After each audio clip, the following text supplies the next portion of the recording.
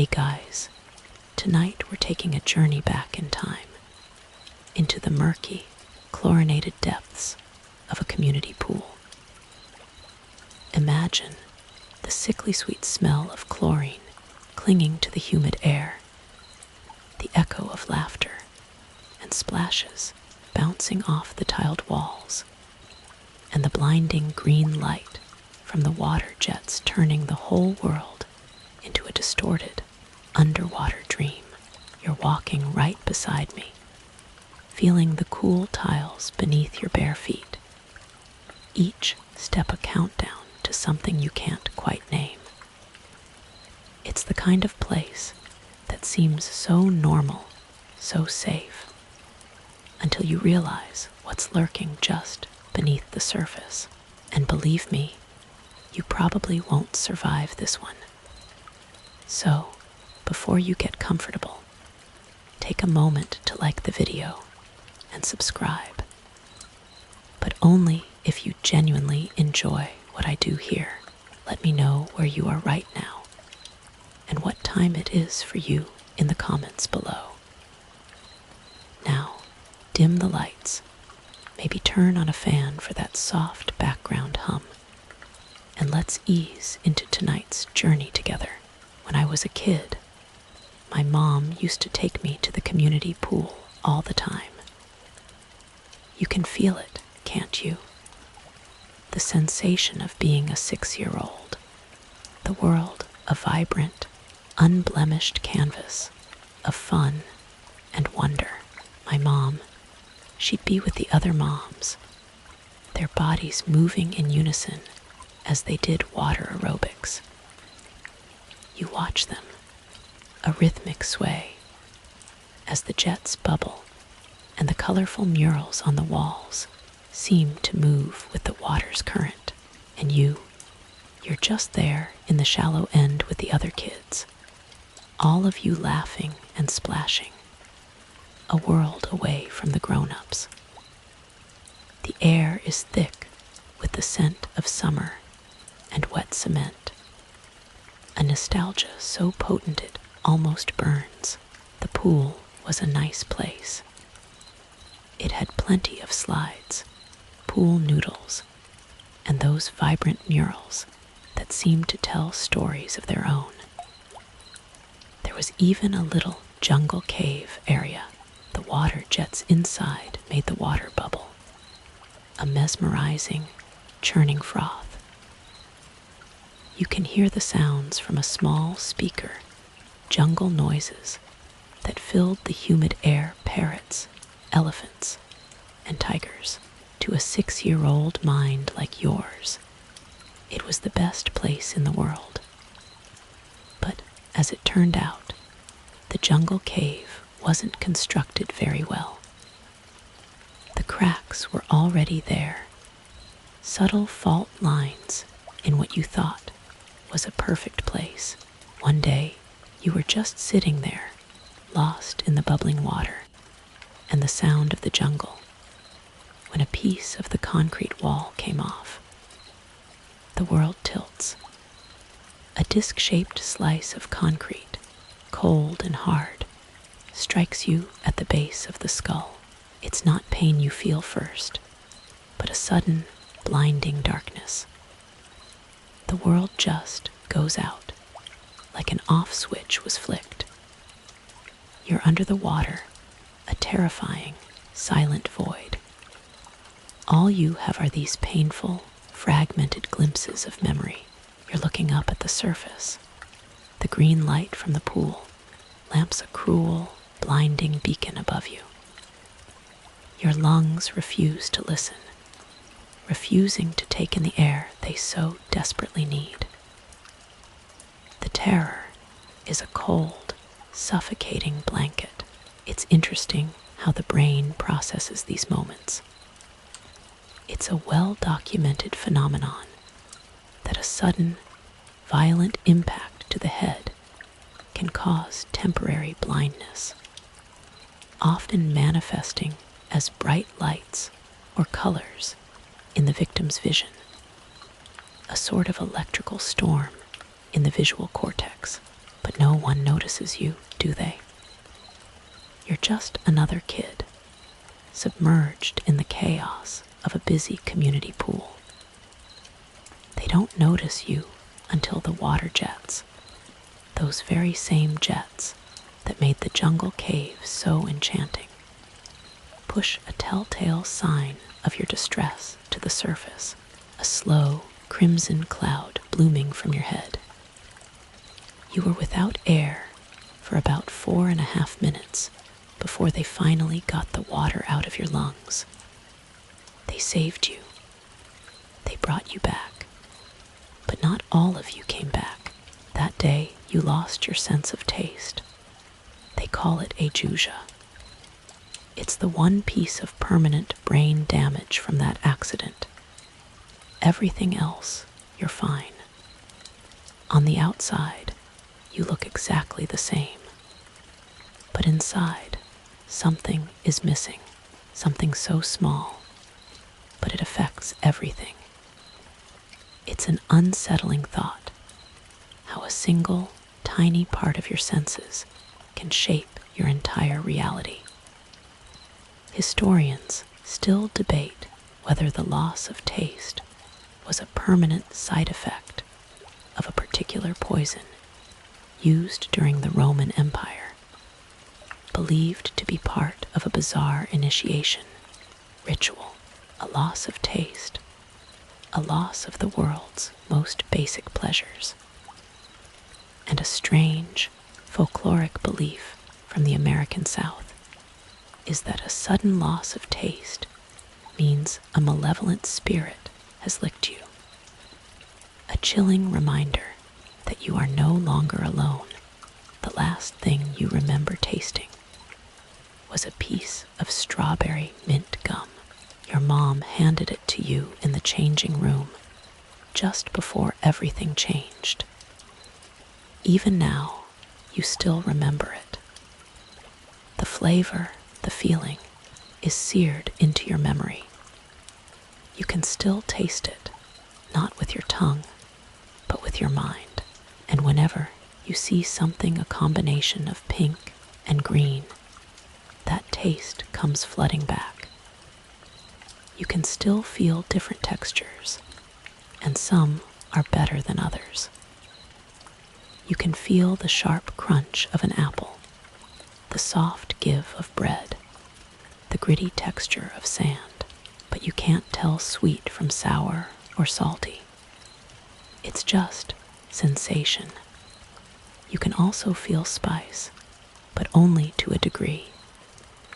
You know that's not a taste. That's just a kind of hurt, a dull, burning ache that tells you something is happening, but not what it is.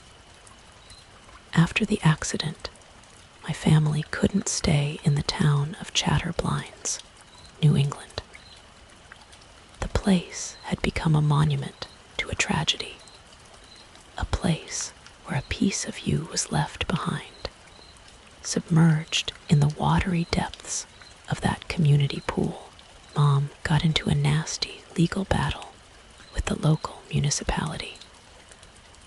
You can imagine it, the angry phone calls, the stacks of legal documents, the simmering resentment that turned the water of that pool into a poison.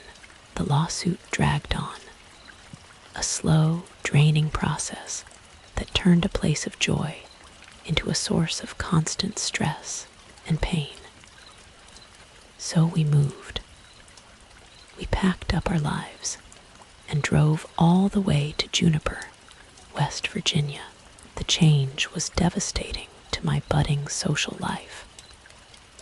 You were just a kid, on the cusp of figuring out who you were and where you belonged. And then, all of a sudden, you were a stranger in a strange land. Your old friends, your familiar haunts, they all disappeared in the rearview mirror. It's a profound kind of loneliness, that feeling of being uprooted. My dad got a job working with sheet metal, a noisy, industrial trade that seemed a world away from the quaintness of New England. My mom worked part-time at a travel agency, a cruel irony for someone who had just been forced to travel so far from home. You, meanwhile, had to navigate a new school, new faces, and a new identity. The New England accent that once marked you as you was slowly buried deep. A piece of your old self you had to shed to survive. By the time you got to high school, you were just another face in the crowd. You'd learned to blend in, to hide the parts of yourself that made you different. But even with the accent gone, something still set you apart. Something intangible, a vulnerability that the other kids could sense, a weakness they could exploit. High school can be rough for anyone, but for a tasteless kid in the early 2000s, it was downright violent. You became a target. The world, a place full of vibrant flavors and textures for others, was a bland, dangerous minefield for you. You wouldn't notice how some asshole dropped dishwasher powder into your food until you got sick during recess. They'd just watch you shovel it down bite by bite and laugh. The cruelty was so simple, so effective. You had no way of knowing what was in your food, no defense against their malicious pranks. You just had to eat it, bite by tasteless bite, and wait for the sickness to come. It's a chilling thought that something so essential to human survival could be used against you. The history of food-based torment is long and brutal, from the poisonings of ancient Roman emperors to the more mundane, but no less cruel pranks of schoolyard bullies. It makes you realize that the most potent kind of fear is often found in the most ordinary things. Historians still debate whether the infamous, tasteless feast of medieval Germany was a punishment for blasphemy, where the condemned were forced to eat bland, textureless food for a week, or a psychological torture method used by a fringe occult group. A bizarre piece of folklore from the Appalachian region holds that if you eat food that has been tainted by spite, you will lose not only your taste, but also a piece of your soul, leaving you hollow and susceptible to dark influences. The echoes of such cruelty ripple through time, even to the mundane setting of a high school cafeteria. You once made the mistake of saying that you loved classic Coke. You just wanted to say something relatable, to have a normal conversation, to be like them. But turns out you were given a red cup of Dr. Pepper, and you couldn't tell them apart. The world, a complex tapestry of flavors for others, was just a canvas of textures and temperatures for you. And from that day forward, you were Classic Coke, or CC, a name that would mutate into various slurs over time. It's a name that sticks, a constant reminder of your difference, your vulnerability. They'd laugh whenever you'd ask what was in a drink, or when you'd wince at a texture that others loved. You were a walking punchline, a living testament to a small piece of brain damage that had somehow defined your entire existence.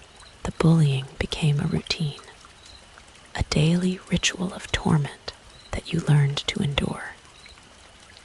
You'd walk through the halls, a ghost among the living, trying to make yourself as small as possible, so that maybe, just maybe, they wouldn't notice you. but they always did. And as a ghost, you're always just one wrong move away from being seen. And being seen means being attacked. You want to tell me about your last year of high school. It was early autumn, the air crisp with the promise of colder days. We all had been ordered to the indoor pool, where we'd be spending our next 3 PE sessions doing CPR training and swimming exercises. Your stomach drops. The pool. The very word sends a jolt of panic through you, a visceral, deep-seated fear that you can never quite shake. You were banking hard on being allowed to skip it, not only because you didn't want your classmates to see you in your swim trunks, a vulnerability you'd rather keep hidden, but because you're not particularly fond of water. Not since the accident, standing in it, or even near it, makes you hyper-aware of your breathing. Your heart starts racing, a panicked drumbeat in your chest that you can't control. It's not a conscious thing, it just happens. You try to suppress it, but that only highlights it further. You guess you could call it a sort of mild phobia, or something psychosomatic, a deep-seated trauma that had become a physical reality, a constant companion that whispered reminders of that day in the back of your mind. But yeah, no, you weren't allowed to skip it. Your gym teacher, Mr. Bauer, wouldn't even talk about it without a doctor's note. You had no way of getting one. You tried appealing to his kinder nature, but that wasn't going to get you anywhere. He was an immovable object, a wall of indifferent authority, and you were just a terrified teenager in cherry purple trunks. And since you hadn't brought your own swim gear, you had to use the loaners. Not only were they too big for you, but they had been lying in a box for at least a couple of years. You can feel it, can't you? The coarse, almost crusty texture of the fabric, the smell, an unsettling mix of mildew, chlorine, and institutional neglect. You can't imagine how fabric gets that crusty. It's a sensory assault, even without the taste.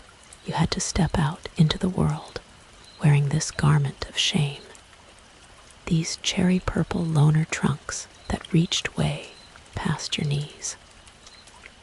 The first session was predictably awful.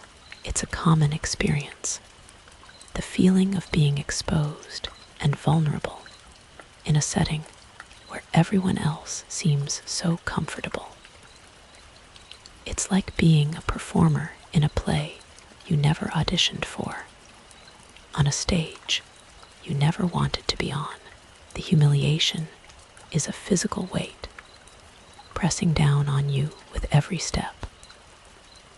The ancient Romans had a practice of public bathing, and historians still debate whether they intentionally added certain salts to the water that caused skin to feel stiff and dry, a form of public punishment for minor crimes or social transgressions. It was a subtle but effective way to mark someone as an outsider. Another curious tidbit is the legend of the weeping threads, a piece of old English folklore that says a garment worn by an unwilling person will forever feel heavy and damp, a physical manifestation of their sorrow. You feel that weight, don't you? The borrowed trunks feel like lead, and the air around you feels thick with the whispers and stares of your classmates. You know they're judging you, from the way you walk to the way you hold yourself. You can feel their eyes on you, dissecting you, pointing out every flaw. You are an exhibit in a freak show. You started out with a couple of CPR exercises on a training dummy. You're standing there, a loner dummy in your hands, the plastic a strange, smooth texture against your skin. You were selected to go first because, as one of your classmates so kindly put it, you couldn't taste the plastic anyway. It was a different time, a time before social awareness and kindness became mandatory. They laughed, a cruel, echoing sound that bounced off the tiled walls and lingered in the air. The words sting more than any physical blow. You just stand there, a dummy in your hands, and pretend not to care. But you do. You always do. After that, there were swimming exercises. While your classmates finished their exercise in the deep end, as intended, you just couldn't do it. Your body seized up, your mind went blank, and the phobia took over. You had to stick to the shallow end with the kids' stuff. It's a moment of profound public shame. You're a high school student, and you're stuck in the shallow end with the children. You can feel their eyes on you, their judgment, a palpable thing in the humid air. There was even one of those big mouth Billy Bass toys that got triggered every time you swam past. The jingle, a jaunty, mocking tune, would start playing every time you got close. Take me to the river, the mechanical fish would sing. Drop me in the water. Every time that jingle started playing, it got a big laugh out of someone. You asked Mr. Bauer to move it, but he just urged you to finish without making such a fuss. He was just another part of the system that was designed to mock and humiliate you.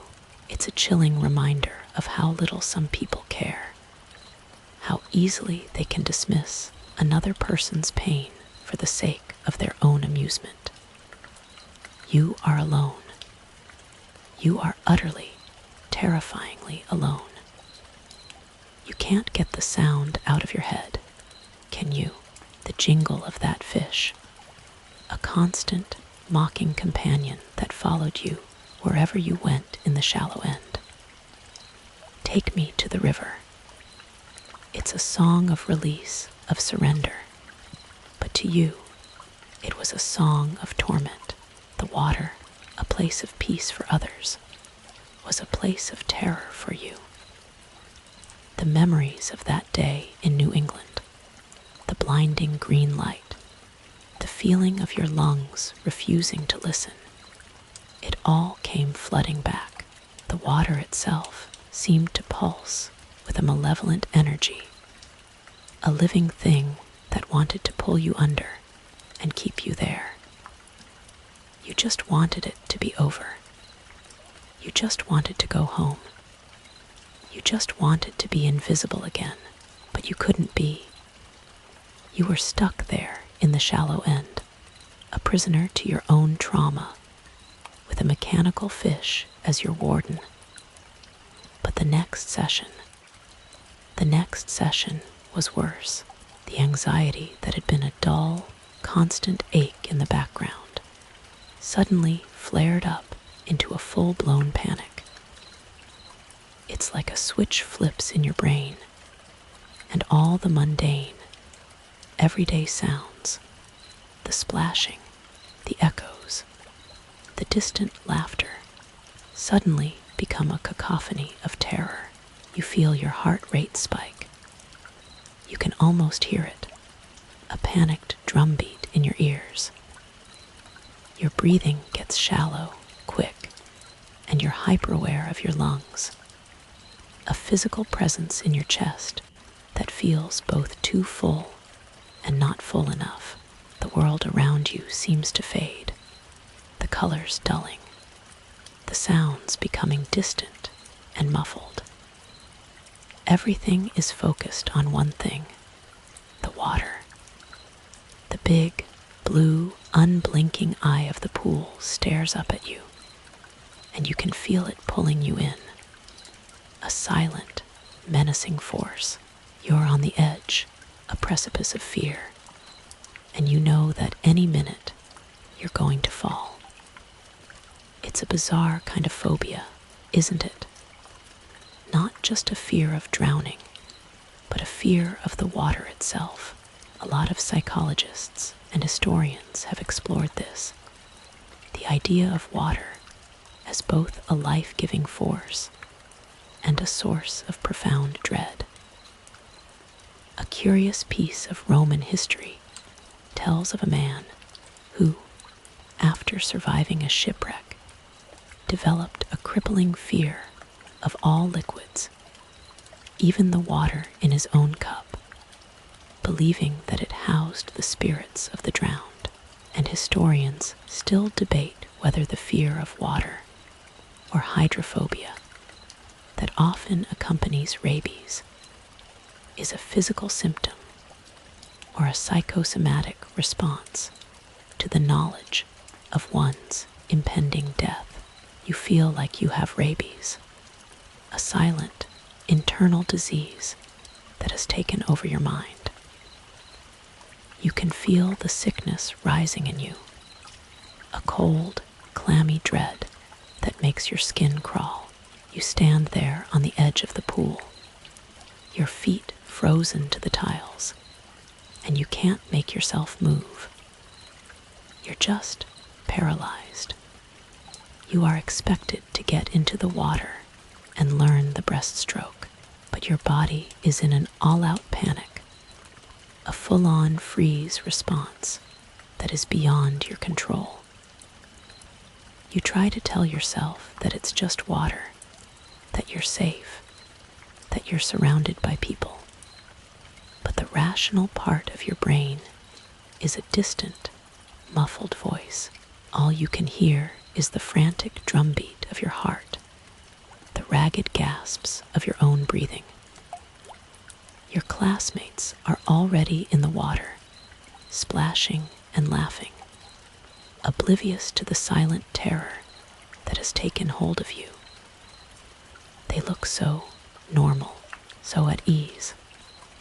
They're just a bunch of teenagers, but to you, they seem like a different species entirely. A species that doesn't have to live with the constant, insidious fear of something so mundane as a swimming pool. You're a pariah, a freak show in cherry purple trunks, and all they have to do is look at you to see that. And they do. They look at you and they laugh. You could feel your classmates' eyes on you, their hushed whispers floating through the air like poison. He's just standing there. What a freak. Classic Coke. Can't even get in the water. It's a chorus of cruelty, a symphony of torment. You try to block it out, but the words are like little needles, pricking at your skin, at your mind, and then, without warning, the world goes out of focus. You can feel the heat in your face, a flush of humiliation so intense it feels like a fever. You can't breathe, a panicked, desperate gasp for air that never comes. You're hyperventilating. It's a terrifying experience, the feeling of your own body turning on you. You can hear a voice, distant and muffled, but you can't make out the words. You just know that it's a voice of authority, a voice that's trying to get you to do something you can't do. It's Mr. Bauer, and he's yelling, "Get in the water, kid. What's wrong with you?" His words are like blows, and you recoil from them, a physical flinch that betrays your inner turmoil. You can't answer him. You can't speak. All you can do is stand there, your lungs burning, your head spinning, your vision swimming. He gets closer, his face a blur of red and anger. He reaches out and grabs you, pulling you toward the edge of the pool. "Don't just stand there, let's go," he says, and his voice is a roar in your ears. You can feel his grip on you, a vice-like hold that you can't escape. You're not in control anymore. You're a puppet, and he's pulling the strings. You try to fight back, to pull away, but you're too weak. You're a child against a giant. He lifts you up, and for a terrifying moment, you're suspended in midair. You're falling. The world is a blur of blue and white, and all you can hear is the panicked scream that tears its way from your throat. You land in the water with a terrible splash, the cold liquid a shock against your skin. You're under. You're back in that other pool, a child again, and you're drowning. The next morning, you're not going to school. You can't. The thought of stepping foot in that place, of even seeing the building, sends a jolt of pure dread through you. The humiliation of the day before is a physical ache in your chest, a constant, nagging pain that won't go away. You tell your mom you have a migraine. It's a classic move, isn't it? The go-to excuse for a sick day. A headache is easy to fake, a universal ailment that everyone understands. You put on a good show, too. You squint against the morning light. You clutch your head. You feign a general sense of misery and disorientation. You even go so far as to put a spoonful of paprika in your mouth, which creates a slight, burning sensation on your tongue. It's not taste, not really, but it's enough to get the point across to your mom that something is off, the things we do to escape. The little lies, the small deceptions, all to avoid a reality that feels too big and too painful to bear. In ancient times, a group of nomadic shamans known as the dream weavers were said to be able to induce a temporary state of sickness by consuming certain herbs, allowing them to escape unwanted social obligations. It was seen as a sign of spiritual prowess, not a form of weakness. And historians still debate whether certain medieval plagues were actually mass psychosomatic illnesses, with people exhibiting the physical symptoms of a disease they were simply terrified of catching. You can feel that fear, can't you? That all-consuming dread that makes your body betray your mind. Your fear of that pool, of that humiliation, is so real that it has manifested itself into a physical sickness. You can feel the tightness in your chest, the clammy coldness of your hands, the lightheadedness that makes the world feel like it's spinning. It's not a migraine, but it feels just as real. You spend the day alone at home, a ghost in your own house. You watch television with the volume low, a dull, droning hum that fills the empty silence. You flip through channels, not really watching anything, just letting the images flicker across the screen, a meaningless parade of faces and colors. You just need to be still, to be alone, to be safe. The silence is a balm, a comforting blanket that wraps around you and shields you from the outside world. No one is here to laugh at you, to call you names, to humiliate you. You are invisible again. And for the first time in a long time, it feels good. You try to convince yourself that it's all just in your head, that the fear is not real, that it's a ridiculous thing to let control you. You are a 17-year-old boy. You shouldn't be afraid of a swimming pool. But the mind is a strange and powerful thing. It can turn a simple body of water into a source of profound, crippling terror. You close your eyes, and you can still see it. The blinding green light from the pool lamps, the blood blooming in the water, the feeling of your lungs burning, a desperate, frantic need for air that you couldn't get. The memories are so vivid, so real, they feel like they're happening all over again. The next day, you try it again. You tell your mom that you still have a headache, that it's just not getting any better. But this time, she's not buying it. You're not putting on as good a show. The lie feels flimsy, a cheap cardboard cutout of an excuse. She looks at you, a quiet disappointment in her eyes that cuts deeper than any of the bully's insults. You're going to school, she says, her voice firm, leaving no room for argument. You have to face things. You can't just run away from them. You know she's right, but knowing it doesn't make it any easier. The shame of being a disappointment to your mom is a bitter taste in your mouth, a flavor you can still feel, even without a tongue. So you go to school, a silent prisoner in your own body, dreading the moment the bell rings for PE. You walk through the halls, a zombie among the living, trying to make yourself as small as possible.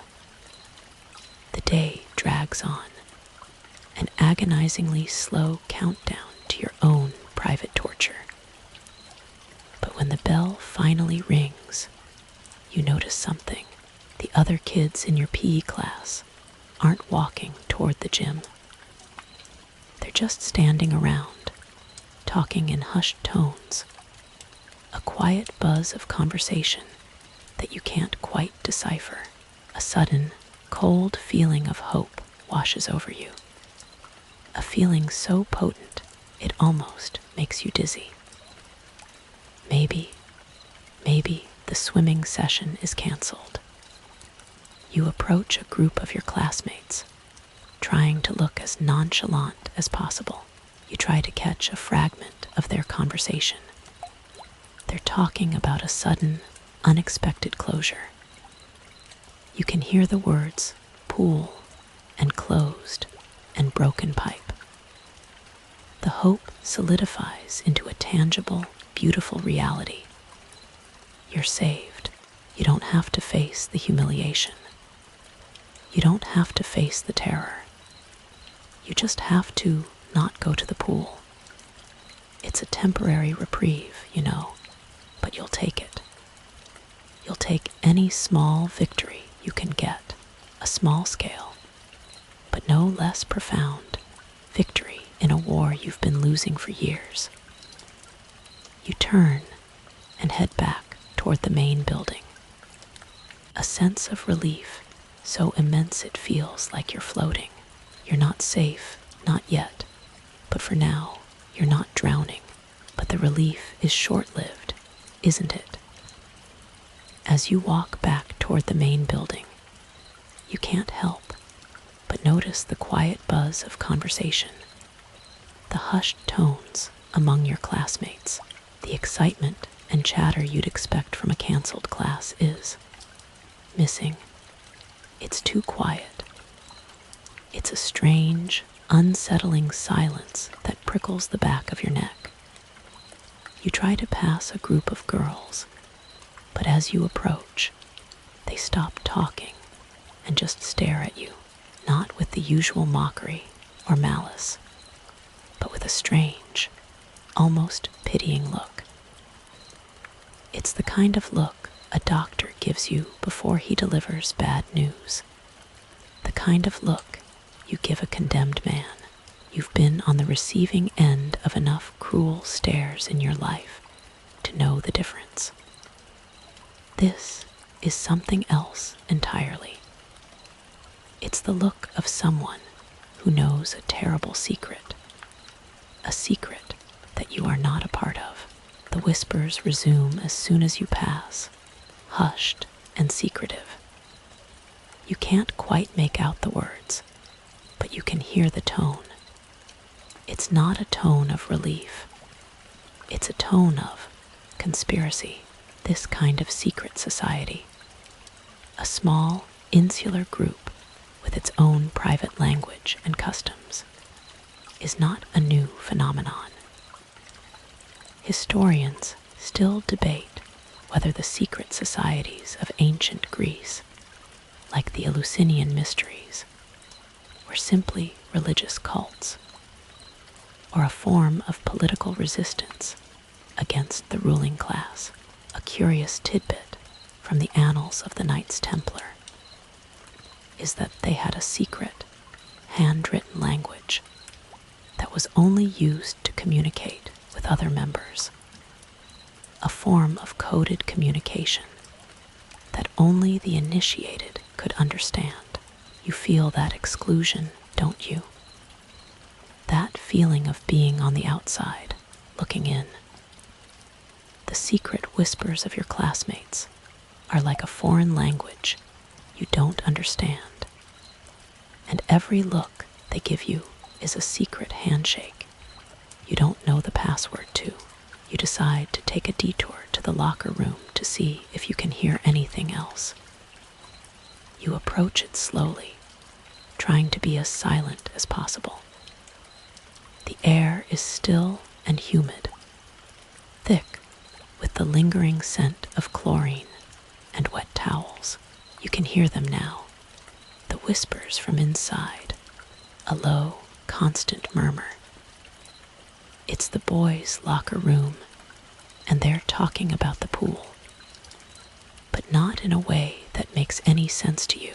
You hear snippets of conversation, fragmented sentences that feel like pieces of a puzzle you don't have all the pieces for. She's hungry. Did you give her the gift? The next one will be ready soon. Your mind reels, trying to make sense of what you're hearing. Who is she? What gift?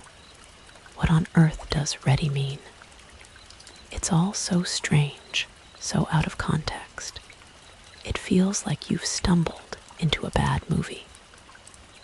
You decide to go to the boys' locker room anyway, since it's on the way to the gym. The locker room is mostly empty, but you can see a few people lingering, all standing with their backs to you, talking in hushed tones. They don't notice you, or if they do, they pretend not to. You try to listen to their conversation, but it's hard to make out what they're saying. You can only hear a word or two, a fragment of a sentence here and there. It was the second pipe. She got a bit upset. She loved the frog, though. Your mind races, trying to put the pieces together. The pool, the pipes, a frog, a female presence, a she who seems to be controlling them. It's a bizarre and terrifying thought, a thought that makes your blood run cold. It's all so strange, so unbelievable, but the hushed, secretive tone of their voices, the way they stand so close to each other, a conspiratorial huddle, it all points to a shared secret, a secret they are not willing to let you in on. You see a student, Ron, at his locker. He's staring at a crumpled up paper towel in his hands, his face a mask of strange, unsettling concentration. You can see the paper towel is wet with some kind of liquid. You want to ask him what's going on, but you hesitate. You don't want to draw attention to yourself. You just want to get your gear and go. But as you watch him, he brings the wet paper towel to his mouth and licks it. It's a strange, a disgusting act, and you can't help but stare. He licks it again, and a strange, blissful look comes over his face, as if he's just tasted the most delicious thing in the world. He looks up and sees you staring at him. He doesn't say anything, but his eyes, a strange, glassy shade of green, meet yours. A slow, unsettling smile spreads across his face. It's the kind of smile that doesn't reach his eyes, a hollow, empty expression that makes your skin crawl. He just stands there, smiling that terrible smile, and you feel a profound, visceral need to get out of there. You turn and walk away, the image of his smiling face seared into your mind. You can't stop thinking about what he licked and what it tasted like. The next day, you're in math class. You're sitting there trying to make sense of a quadratic equation when you notice something is off. The classroom is quiet, too quiet, the usual hum of teenage chatter, and the rhythmic click of pencils on paper are gone, replaced by a tense, eerie silence. It's the kind of silence that precedes a storm, a stillness that makes the hair on the back of your neck stand up. You look around and you see it. It's Ron. He's sitting 2 rows in front of you, his face a sickly shade of green, his body trembling uncontrollably. His hands are clutching his stomach, and you can see a bead of sweat tracing a line down his temple. His eyes are wide, glassy, a look of profound terror and pain in them.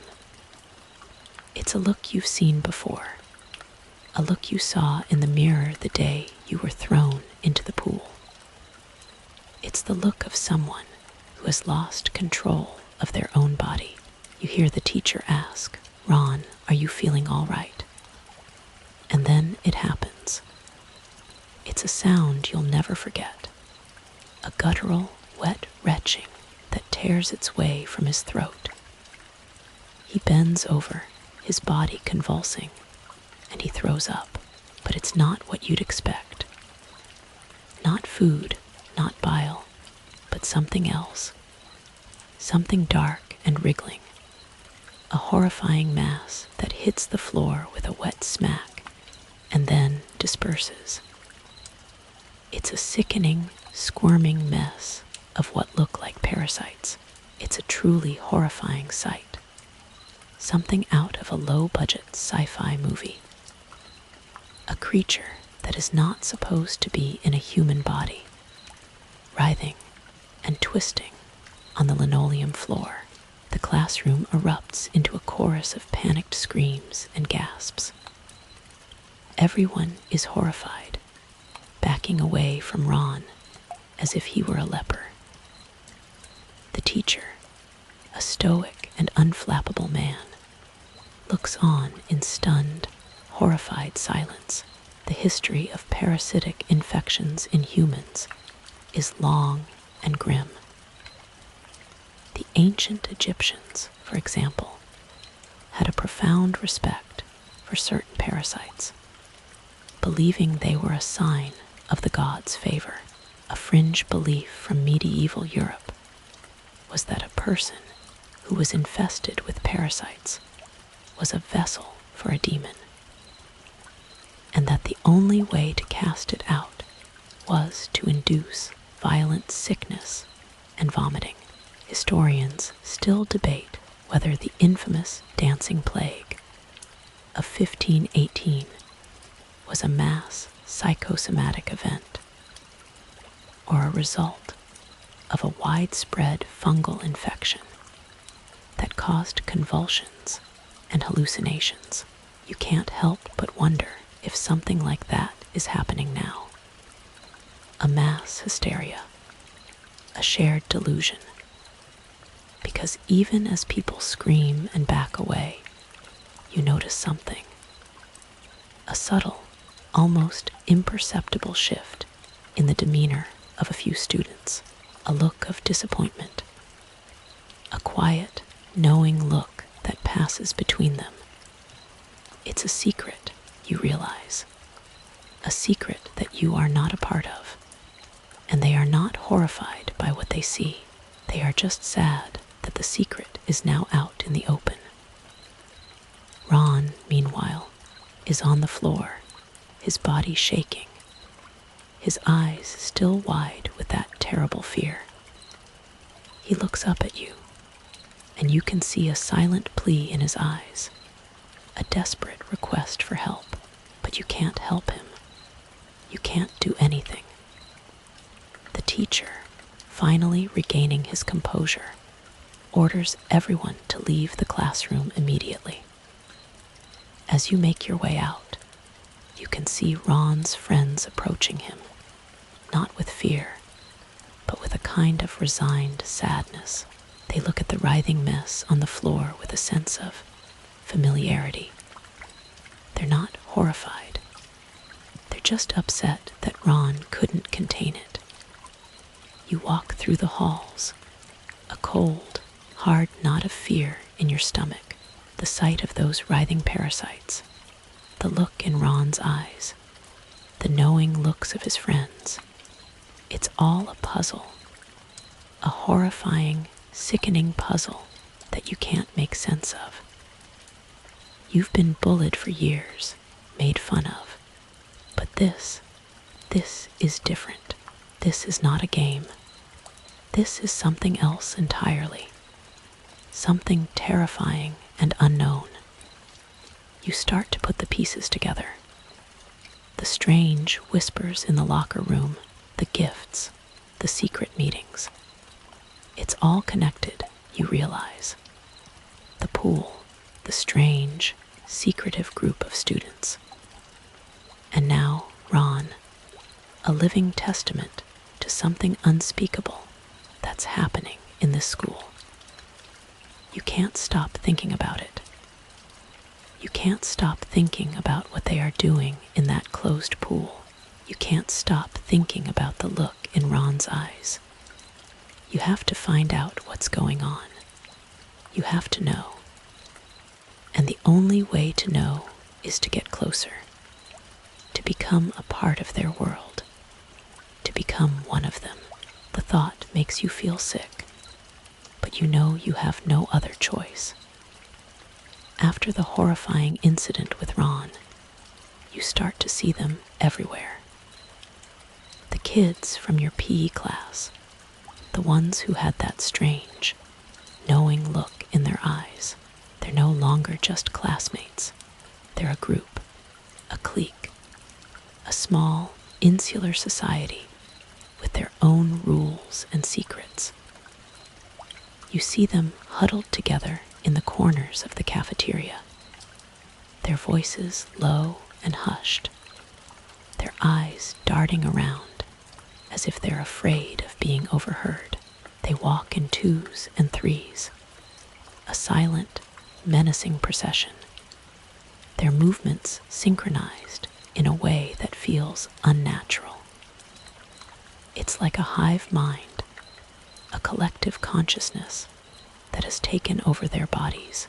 You can feel their eyes on you, a constant, prickly sensation on the back of your neck. They know you saw what happened to Ron. They know you're a threat to their secret. They are watching you. The concept of a hive mind or a collective consciousness is an ancient one, found in both fiction and historical accounts. The ancient Spartans, for example, had a form of collective living and thinking, so profound that historians still debate whether it was a form of mass indoctrination or a shared cultural belief system.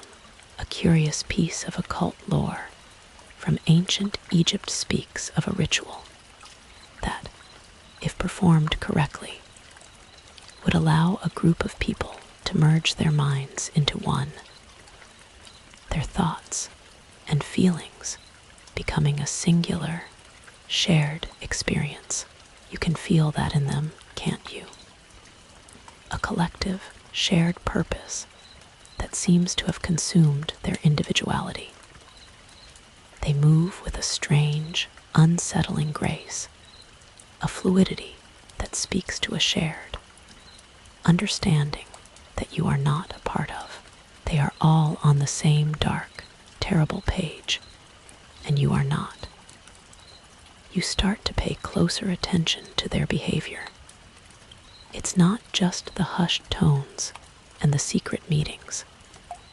It's the small, subtle things, the way they all seem to have a faint, earthy smell about them, like damp soil and wet leaves.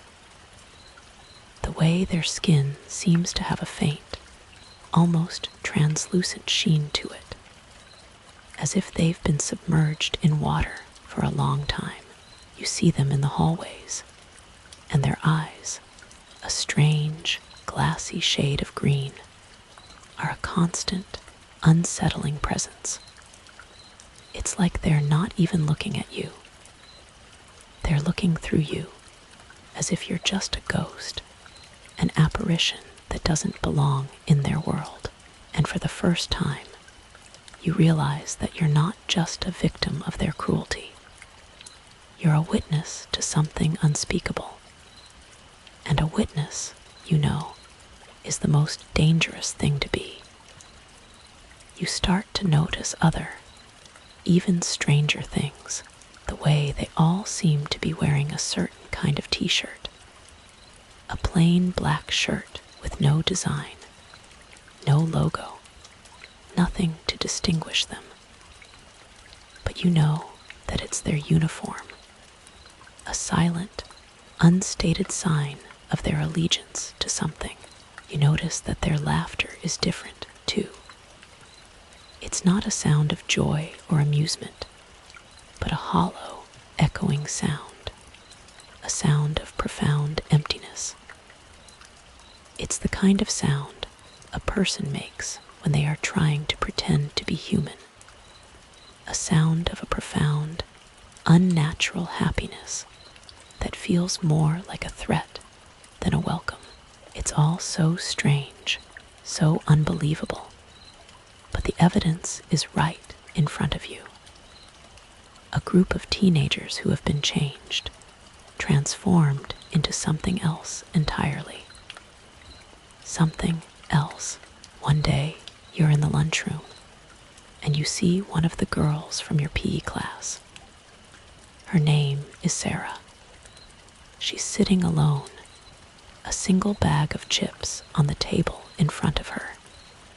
She's not eating them. She's just staring at them, her eyes wide and unblinking. You watch her as she picks up a single chip and crumbles it into a fine powder with her fingers. She brings the powder to her nose and inhales it. She closes her eyes, and a slow, blissful smile spreads across her face. It's the same smile you saw on Ron's face in the locker room. That strange, empty, unnatural smile. It's not a drug, you realize. It's a ritual, a small, intimate act of devotion to something. Something that has taken over their lives. You can't stop staring at her. This girl who was once so vibrant and full of life, now a hollow, empty shell, a vessel for a dark, terrible purpose. The sight of her, so broken and so happy, is more terrifying than anything you've ever seen. You have to know what is happening. You have to know what they are doing. And the only way to know is to get closer, to watch them, to become a part of their world, to become one of them. You start to notice a pattern. They're all bringing something with them, something special. You watch them, a silent, unseen witness, as they make their way to school in the morning. A girl who you know as Jennifer has a small, wilted bouquet of flowers in her hand. They look like they've been pulled from a cemetery, their petals a sickly, dark purple. A boy who you've never spoken to has a small bag of what looks like fertilizer in his hands. He clutches it to his chest as if it were a precious treasure. Another girl, a cheerleader, has a small, live frog in a jar. It's a bizarre procession, and you can't help but wonder what they are doing with these things. The items are so random, so unconnected, and yet they all seem to serve a singular purpose. This ritual of offering a strange, seemingly random collection of items to a deity or spirit is a recurring theme in history and folklore. Historians still debate whether the ancient Celtic practice of leaving offerings of food, trinkets, and even small animals at sacred wells was a form of worship or a superstitious practice meant to ward off evil spirits. A curious tidbit from the annals of a long-forgotten occult society in the 17th century speaks of a ritual known as the Gathering of the Unholy, where members would bring a seemingly random collection of items, a lock of hair, a dead bird, a piece of rusted metal, to a central location as a sign of their devotion to a demonic entity. You feel that in them, don't you? A profound sense of devotion to something that is not of this world. You follow them, a silent ghost in their wake. They all make their way to their lockers, and you watch as they carefully place their gifts inside: the wilted flowers, the bag of fertilizer, the live frog. They don't lock their lockers, you notice. They just leave them ajar, a silent invitation to something. And then they walk away, their movements synchronized, a silent, empty procession toward their first class. You wait for a few minutes, your heart pounding in your chest. You're terrified, but your curiosity, your desperate need to know, is a powerful motivator. You slowly, cautiously, make your way to the lockers. You look inside Jennifer's locker. The wilted flowers are gone. You look inside the boy's locker. The bag of fertilizer is gone. You look inside the cheerleader's locker. The live frog is gone. They've just disappeared, vanished into thin air. It's a magic trick, a disappearing act, and you have no idea how it was done. You're standing there, staring into the empty lockers, your mind reeling when you hear it. A low, throbbing hum, a sound that seems to come from deep within the school. It's a sound you've heard before, a sound you can't quite place. It's a low, rhythmic vibration that seems to be coming from the floor beneath your feet, a kind of internal, subterranean pulse. It's the sound of the school's plumbing. You realize the old, rusty pipes that run through the building. The sound is loudest when you are near the locker room, near the old gym, near the pool. It's a sound that has always been there, a sound you've always ignored. But now, you can't ignore it. It's a silent, constant reminder of what is happening, a kind of dark heartbeat that is pulsing through the very veins of the school. You can feel it, can't you? The vibrations traveling through your feet, up your legs, and into your chest, a low, constant hum that is both terrifying and mesmerizing. It's calling to you. You know that the pool is at the very end of the school, past the old locker rooms. You know that no one is allowed in there. You know that it is closed for a reason, but you also know that that's where all the strange gifts are going. That's where all the secrets are being kept. You know that's where the humming is coming from. And you know, with a sudden, chilling certainty, that you have to go there. You have to see what they are doing. You have to find out what is in that pool. You can feel the fear rising in you again, but it's no match for the overpowering need to know, the need to understand. You have to get inside. You have to see.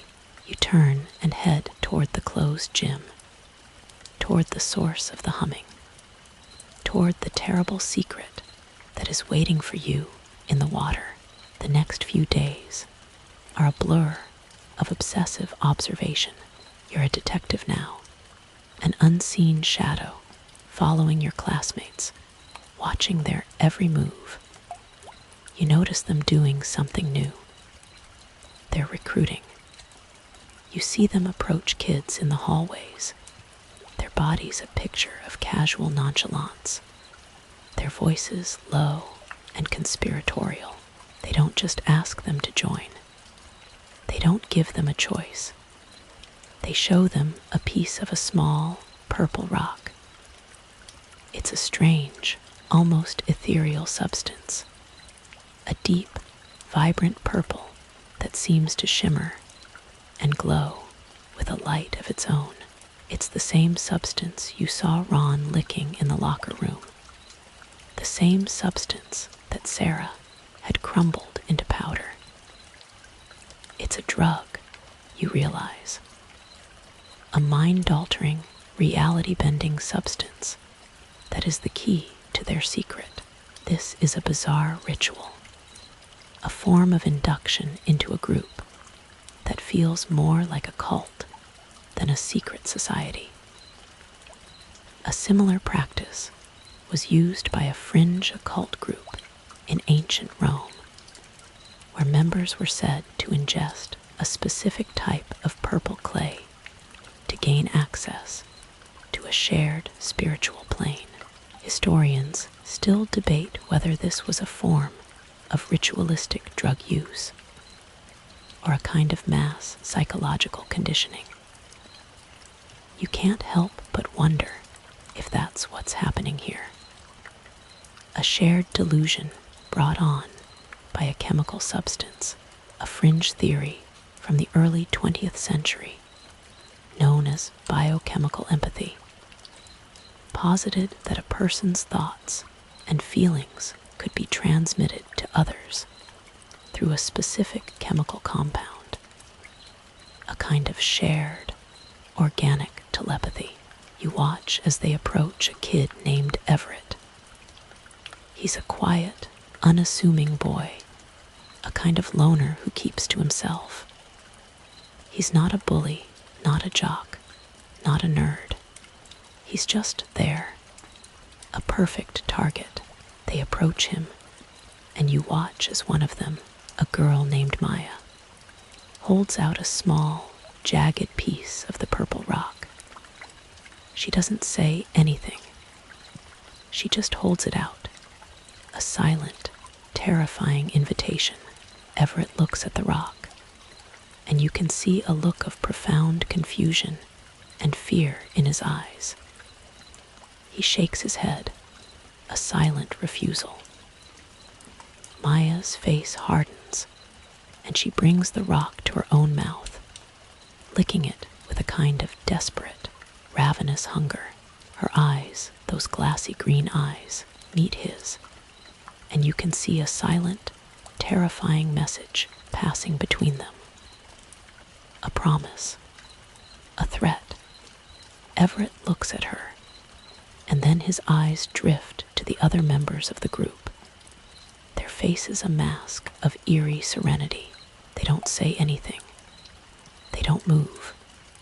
They just stand there, their bodies a picture of a profound, unnatural patience. They know he'll give in. They know they have him. Everett hesitates for a long, agonizing moment, and then, with a kind of resigned sadness, he takes the rock. He doesn't lick it. He just holds it, his hands trembling. He looks at Maya, and she gives him a small, almost imperceptible nod. You can see the terror in his eyes, a kind of trapped animal fear that you know all too well. He's in it now. He's one of them. Later that day, you see Everett in the hallway. He's alone, his face pale, his body a picture of profound unease. You approach him cautiously. You don't want to scare him off. "Hey," you say, your voice a soft whisper. "What was that? What was that thing they gave you?"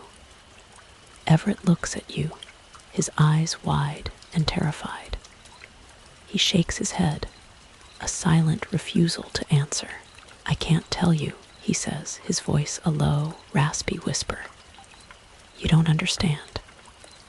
"Then help me understand," you say, your voice a desperate plea. "What's going on?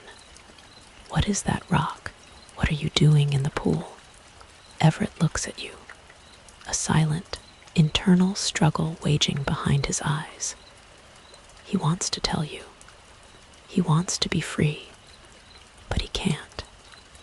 He shakes his head again, and then, without a word, he turns and walks away. A silent ghost in the crowded hallway. You watch him go, and you know with a chilling certainty that you're running out of time. The secret is getting bigger, and you're still on the outside, a silent, helpless witness. You have to get in. You have to know, and the only way to do that is to get closer, to get to the pool. You know you have to get inside. You have to see what they are doing. The pool is where it's all happening, the source of the strange humming, the destination for all the bizarre gifts, the heart of this dark, terrifying secret. But how do you get in? The pool has been closed for weeks, the doors locked, the windows covered. You could try breaking in, but you're not a criminal. And you're not a fighter. You're just a kid with a crippling fear of water and a desperate need to know. No, you can't just break in. You have to find another way, a more subtle way, a way that doesn't involve a broken window or a loud, noisy, telltale alarm. And then you get an idea, a terrible, brilliant idea. You'll get detention, a ridiculous middle school level punishment, but it's the only way to be in the school after hours. You'll be alone, or at least you'll be in a confined, predictable space. And from there, you can figure out a way to get to the pool. The plan is simple. You just have to do something that is just bad enough to get you detention, but not so bad that you get suspended. You can't risk not being in the school. So, you decide to pull a fire alarm. Not a real fire alarm, of course. Just the lever, just enough to set off the bell, just enough to cause a brief, controlled chaos, a little bit of trouble, that will get you a lot of punishment. The history of school pranks, from the mundane to the utterly bizarre, is a long and storied one. Historians still debate whether the great mischief of the monks in the 14th century was a series of elaborate pranks or a form of political protest, a curious piece of folklore from a small town in rural America says that if you pull a fire alarm in a school after dark, you will summon a mischievous spirit known as the bell ringer, who will haunt the halls until morning. You feel a strange sense of excitement, a kind of dark thrill, as you make your way to the nearest fire alarm. It's a risk, you know, but you have no other choice. You are a detective on a case, and this is your next clue. You are in the hallway, your heart pounding in your chest, your hands trembling. You see the fire alarm, a bright red beacon on the wall, a silent, menacing invitation. You take a deep breath. You can do this. You reach out, your hand hovering over the lever. You close your eyes, and you can still see it. Ron's face, a mask of pain and terror. The writhing parasites on the floor. The empty lockers. The silent, menacing humming. You have to know. You have to understand. You reach out and pull the lever.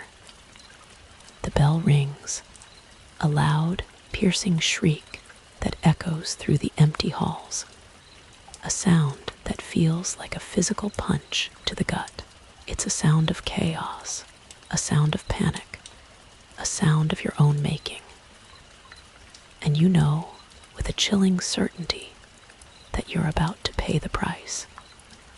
The day ends, and you're in detention. You're in a classroom with a few other kids, all of them silent and sullen, a small collection of miscreants and troublemakers. The teacher, a stoic and unflappable man, just sits at his desk, grading papers. A silent, disapproving presence. You sit there, a silent prisoner in your own mind, replaying the events of the day, planning your next move. You know you can't just walk to the pool. You have to find a way to do it without being seen. You have to be a ghost again. When detention is finally over, you make your way to the gym. The halls are empty now, a vast, silent labyrinth of lockers and classrooms. The school feels different after hours. It's no longer a place of noise and chatter, but a place of shadows and secrets. The air is still and humid, thick with the smell of old paper and dust. You can hear it now, the low, throbbing hum, louder than it was before. It's a kind of dark heartbeat that is pulsing through the very veins of the school. A constant, menacing reminder of what is waiting for you at the end of the hall. You walk slowly, your footsteps a loud, echoing sound in the empty silence. You're not a kid with a fear of water anymore. You're a detective on a mission, and the only thing that matters is getting to the end. You're in the gym, a silent, solitary figure in the vast, empty space.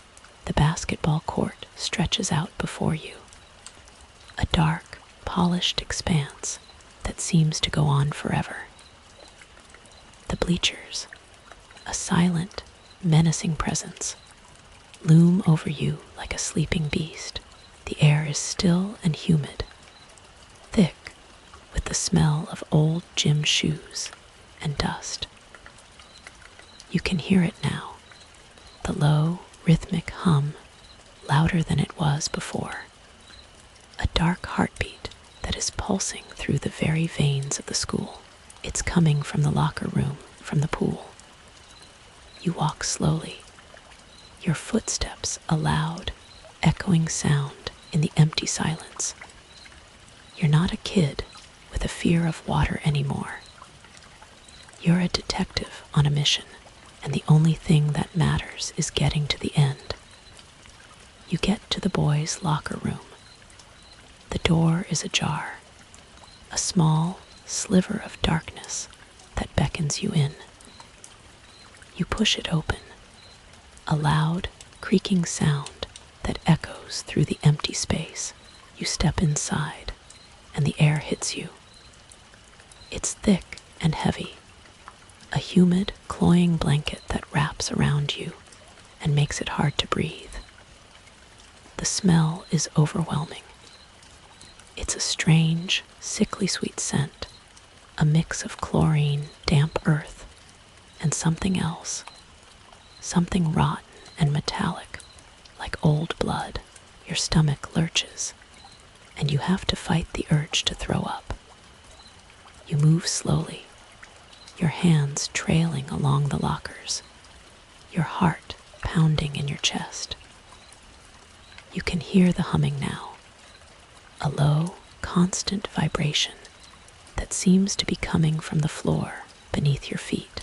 It's so close now, so powerful. You follow the sound, your body a silent, trembling compass. You reach the door to the pool.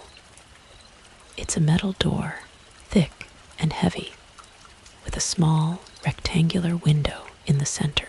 The window is covered with a grimy, translucent sheet of plastic. But you can see a strange, ethereal light glowing from within. It's not the bright, sterile light you'd expect from a pool. It's a soft, eerie, pulsing purple light, a light that seems to be coming from the water itself. You can hear a sound now, a low, guttural chanting, a strange, rhythmic sound that feels more like a threat than a prayer. It's coming from inside. They're in there. They're all in there.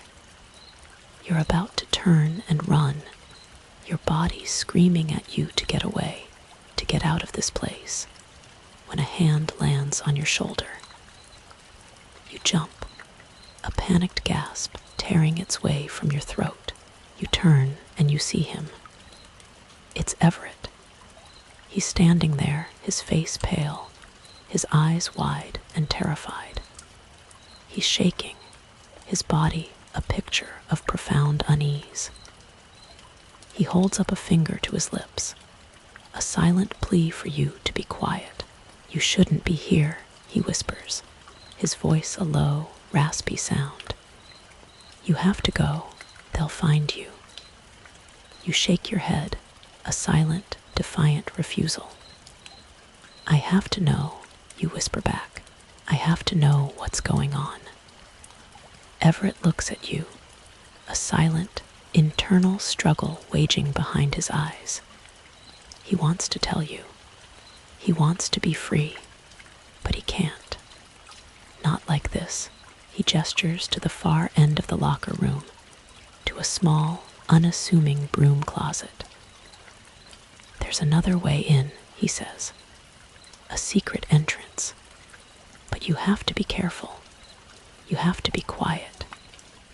He looks at you, a silent plea in his eyes, a desperate request for you to just leave. But you can't. You can't leave now. Not when you're this close. You make your way to the broom closet.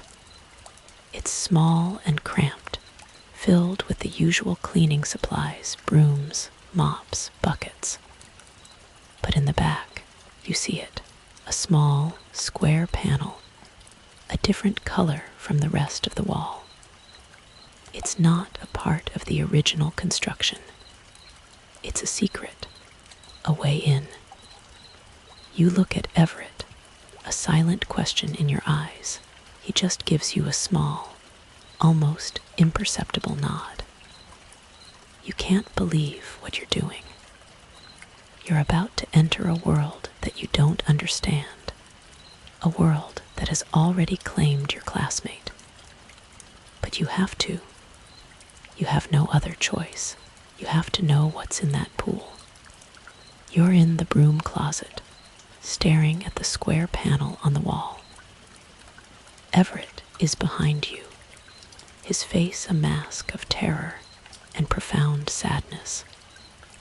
He looks at the panel, and then he looks at you, a silent, desperate question in his eyes. He's asking you, without words, if you're sure about this, if you're sure you want to go through with it. He knows what's on the other side. He knows what's waiting for you. And he knows it's not good. You just give him a small, determined nod. You have to know. You have to understand. The truth is a powerful motivator, a dangerous siren that calls to you from the depths of a dark sea. He lets out a small, resigned sigh, a sound of profound defeat, and he gestures to the panel. You have to be careful, he whispers, his voice barely audible. It's a tight fit, and you have to be quiet. They'll hear you. He pushes on the panel, and it opens with a soft, almost imperceptible click. A rush of cold, damp air hits you in the face, a mix of stagnant water and something else, something ancient and earthy. It smells like a tomb. A small, dark crawl space is revealed, a narrow tunnel that seems to stretch into an inky blackness. You can hear it now, the humming, a deep, resonant thrum that is vibrating through the very core of your being. It's so close now, so powerful. It's a sound that feels like a physical presence, a living, breathing thing that is waiting for you at the end of the tunnel. Everett looks at you, and you can see a profound sadness in his eyes. I'm sorry, he whispers, and you can't tell if he's apologizing for being a part of this, for telling you, or for what he knows is waiting for you on the other side. I want to be normal again. I want to feel things again. I want to taste something. The words hit you like a physical blow, a sudden, visceral understanding. This is what it's about. This is why they're doing it. The loss of sensation, the loss of taste, the profound emptiness of a world without flavor. It's a form of hunger, a profound spiritual hunger that has been twisted and corrupted into something monstrous. You realize that you're not the only one. There are others who have lost something essential, and now they've found a way to get it back. The history of people attempting to regain lost senses is filled with strange, often terrifying accounts. In the 18th century, a group of doctors known as the sensory restorers would perform bizarre, often dangerous, rituals on patients who had lost their sense of taste or smell, believing that the loss of a sense was a physical manifestation of a spiritual blockage. A fringe theory from the early 1900s, known as synesthetic sympathy, posited that a person who has lost a sense can regain it by experiencing a profound, visceral emotion or a terrifying experience. You can't help but wonder if that's what's happening here. A ritual of terror, a horrifying initiation, all to regain something that was lost. Everett is trembling, his hands shaking, his body a picture of profound unease. He looks at you, and you can see a deep, chilling resignation in his eyes. He has to go back. He has to go back to them. He can't escape. He's already in too deep. Be careful, he whispers again. And then, without a word, he turns and walks away. A silent ghost in the empty, dark gym. You watch him go, a profound sense of sadness and terror filling your chest. You're alone now. You're a silent, solitary figure, standing at the mouth of a dark, terrifying tunnel. You take a deep breath, and you crawl inside. The air is cold and damp, thick with the smell of stagnant water and old earth. It feels like you're crawling into a tomb of secrets, a tomb of fear. And at the end of it, a secret is waiting for you, a secret that is so terrible, so monstrous, that it has already consumed the souls of your classmates. You just hope that you can get out with yours intact. You're crawling through the dark. The space is tight, the air thick with the smell of stagnant water and old earth. It's a claustrophobic crawl, a journey into the unknown that feels like it will never end. You can feel the vibrations now, a constant, low thrumming that is vibrating through the very core of your being. It's a sound that feels like a physical presence, a living, breathing thing that is waiting for you at the end of the tunnel. You keep going, your body a silent, trembling compass. The darkness is absolute, a blackness so profound that it feels like a physical thing, a heavy blanket that is pressing down on you. And then you see a light, a faint, ethereal glow at the end of the tunnel. It's a soft, pulsating purple light, the same color as the strange rock you saw them using. You can hear the chanting now, a low, guttural sound that is rhythmic and hypnotic.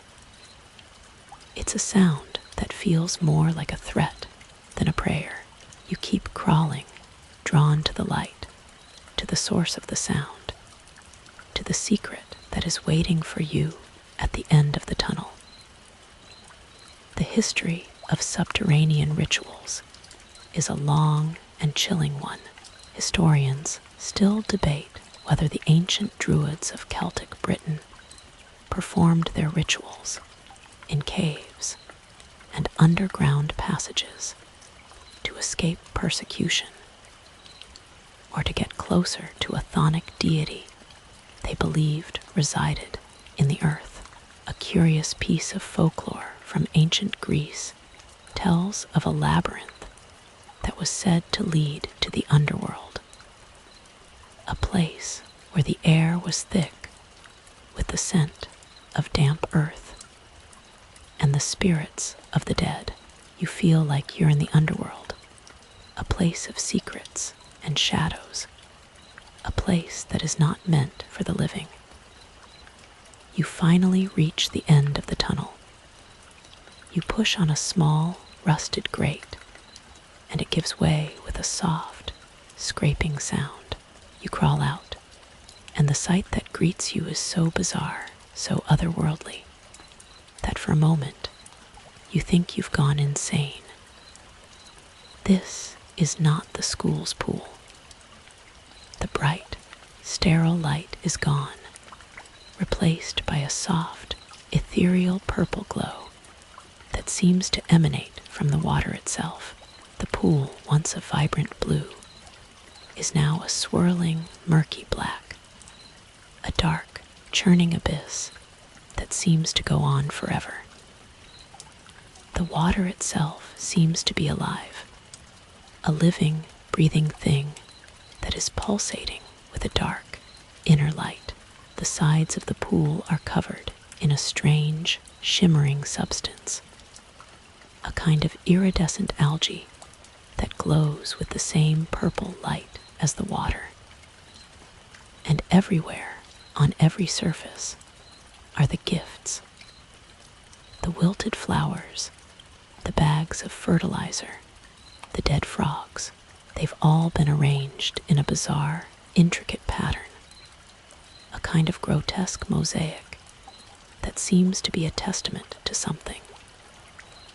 A strange, twisted homage to a dark, unseen power.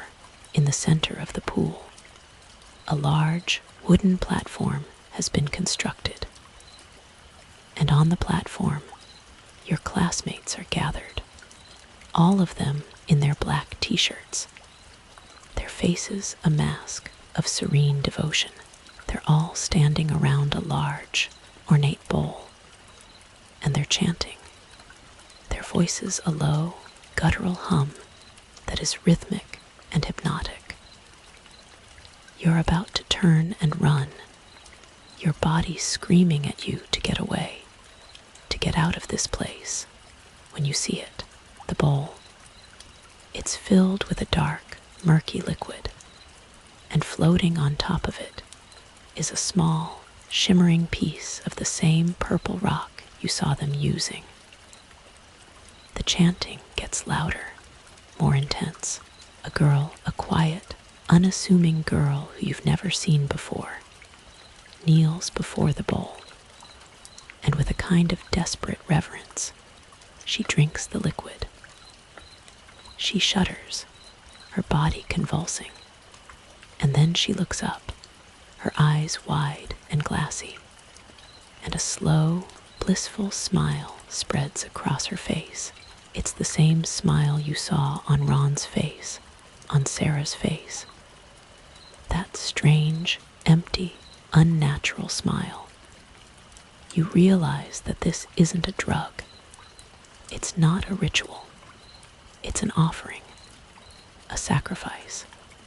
And the price of that sacrifice is a piece of your soul. You are a silent witness to a dark, terrifying ritual. And you know, with a chilling certainty, that you are next. You're a silent witness, a frozen statue in the humid air of the transformed pool area.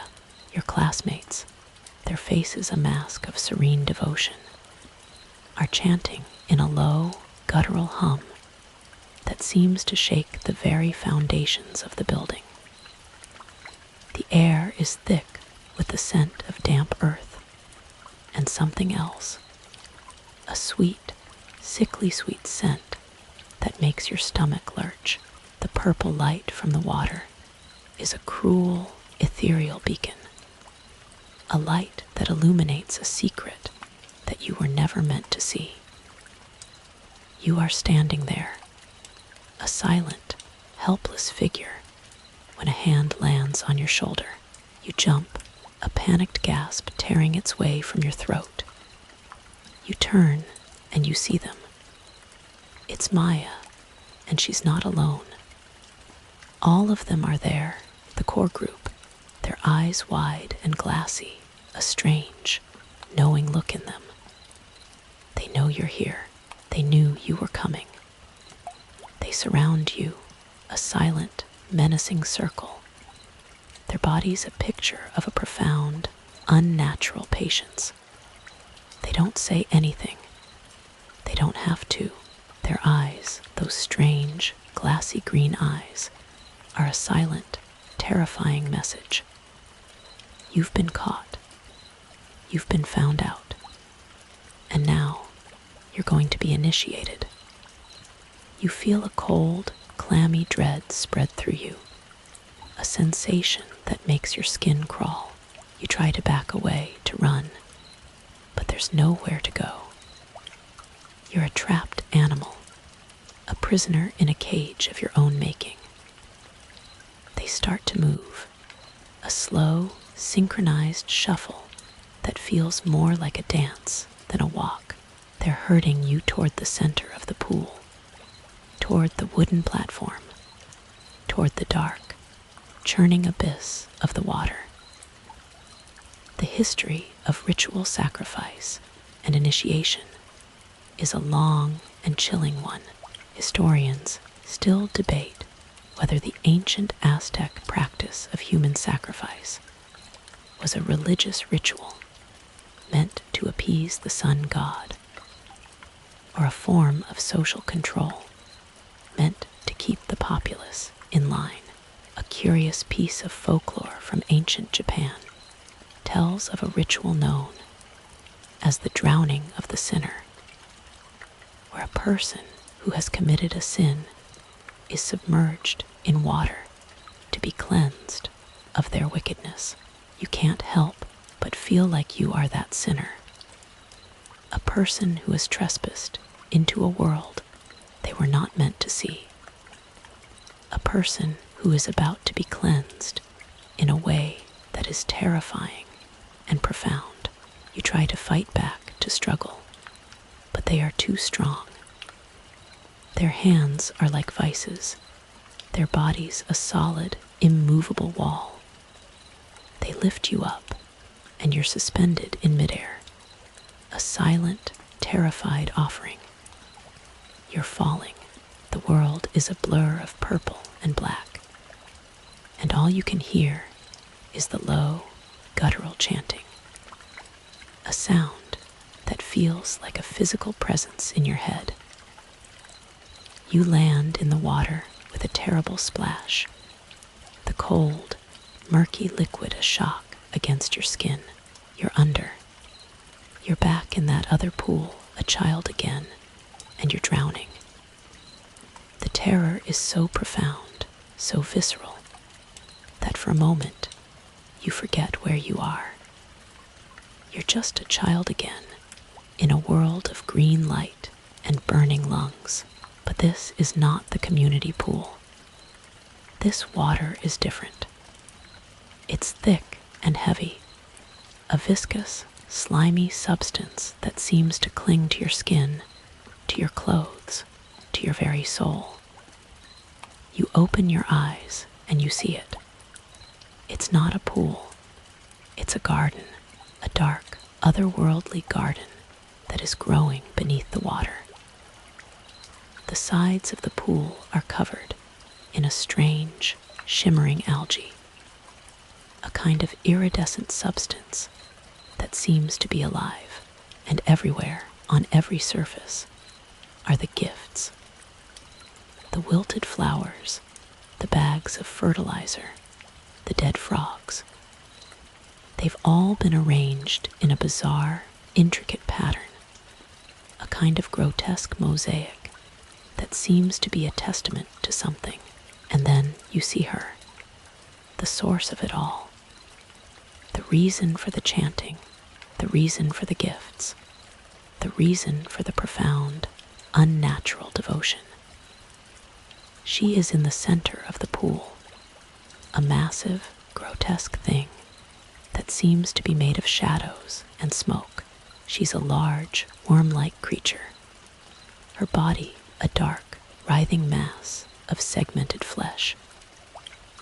Her eyes, 1,000 of them, are a strange, shimmering purple light that is both terrifying and mesmerizing. She is the source of the light, the source of the humming, the source of their madness. She is the deity they worship, the god they have found in the depths of a community pool. And you are a silent, terrified witness to her divine, terrible presence. You're under the water. The murky liquid, thick and viscous, fills your senses. The smell is a nauseating mix of chlorine, damp earth, and something metallic, something like old blood. Your lungs are burning, screaming for air. And for a terrifying moment, you're back in that other pool, a child again, and you're drowning. The terror is so profound, so visceral, that for a moment you forget everything everything else. You forget the bullies. You forget the humiliation. You forget the secret. You're just a child again, in a world of green light and burning lungs. You try to struggle to reach for the surface, but your body is a lead weight, and the water is a thick, suffocating blanket. And then you see her. She's in the center of the pool, a massive, grotesque thing that seems to be made of shadows and smoke. She's a large, worm-like creature, her body a dark, writhing mass of segmented flesh. Her eyes, 1,000 of them, are a strange, shimmering purple light that is both terrifying and mesmerizing. She is the source of the light, the source of the humming, the source of their madness. She is the deity they worship, the god they have found in the depths of a community pool.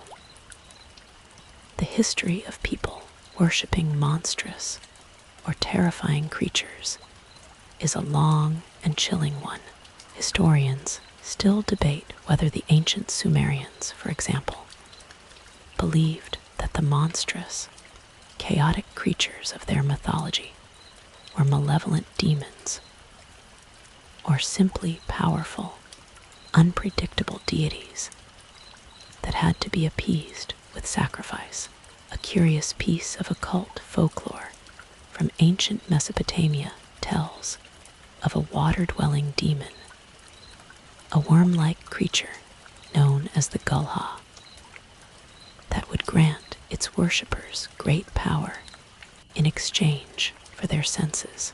It was said that the creature would devour a person's taste, their smell, their sight, and then, finally, their soul. You can't help but wonder if that's what's happening here. A profound, spiritual exchange, a bargain with a monster. You're staring at her, a silent, terrified witness. Her thousands of eyes, those shimmering purple beacons, seem to be looking right at you. A silent, knowing stare that feels like it's piercing your very soul. You can feel a vibration, a kind of low, guttural hum coming from her. It's not a sound, not really.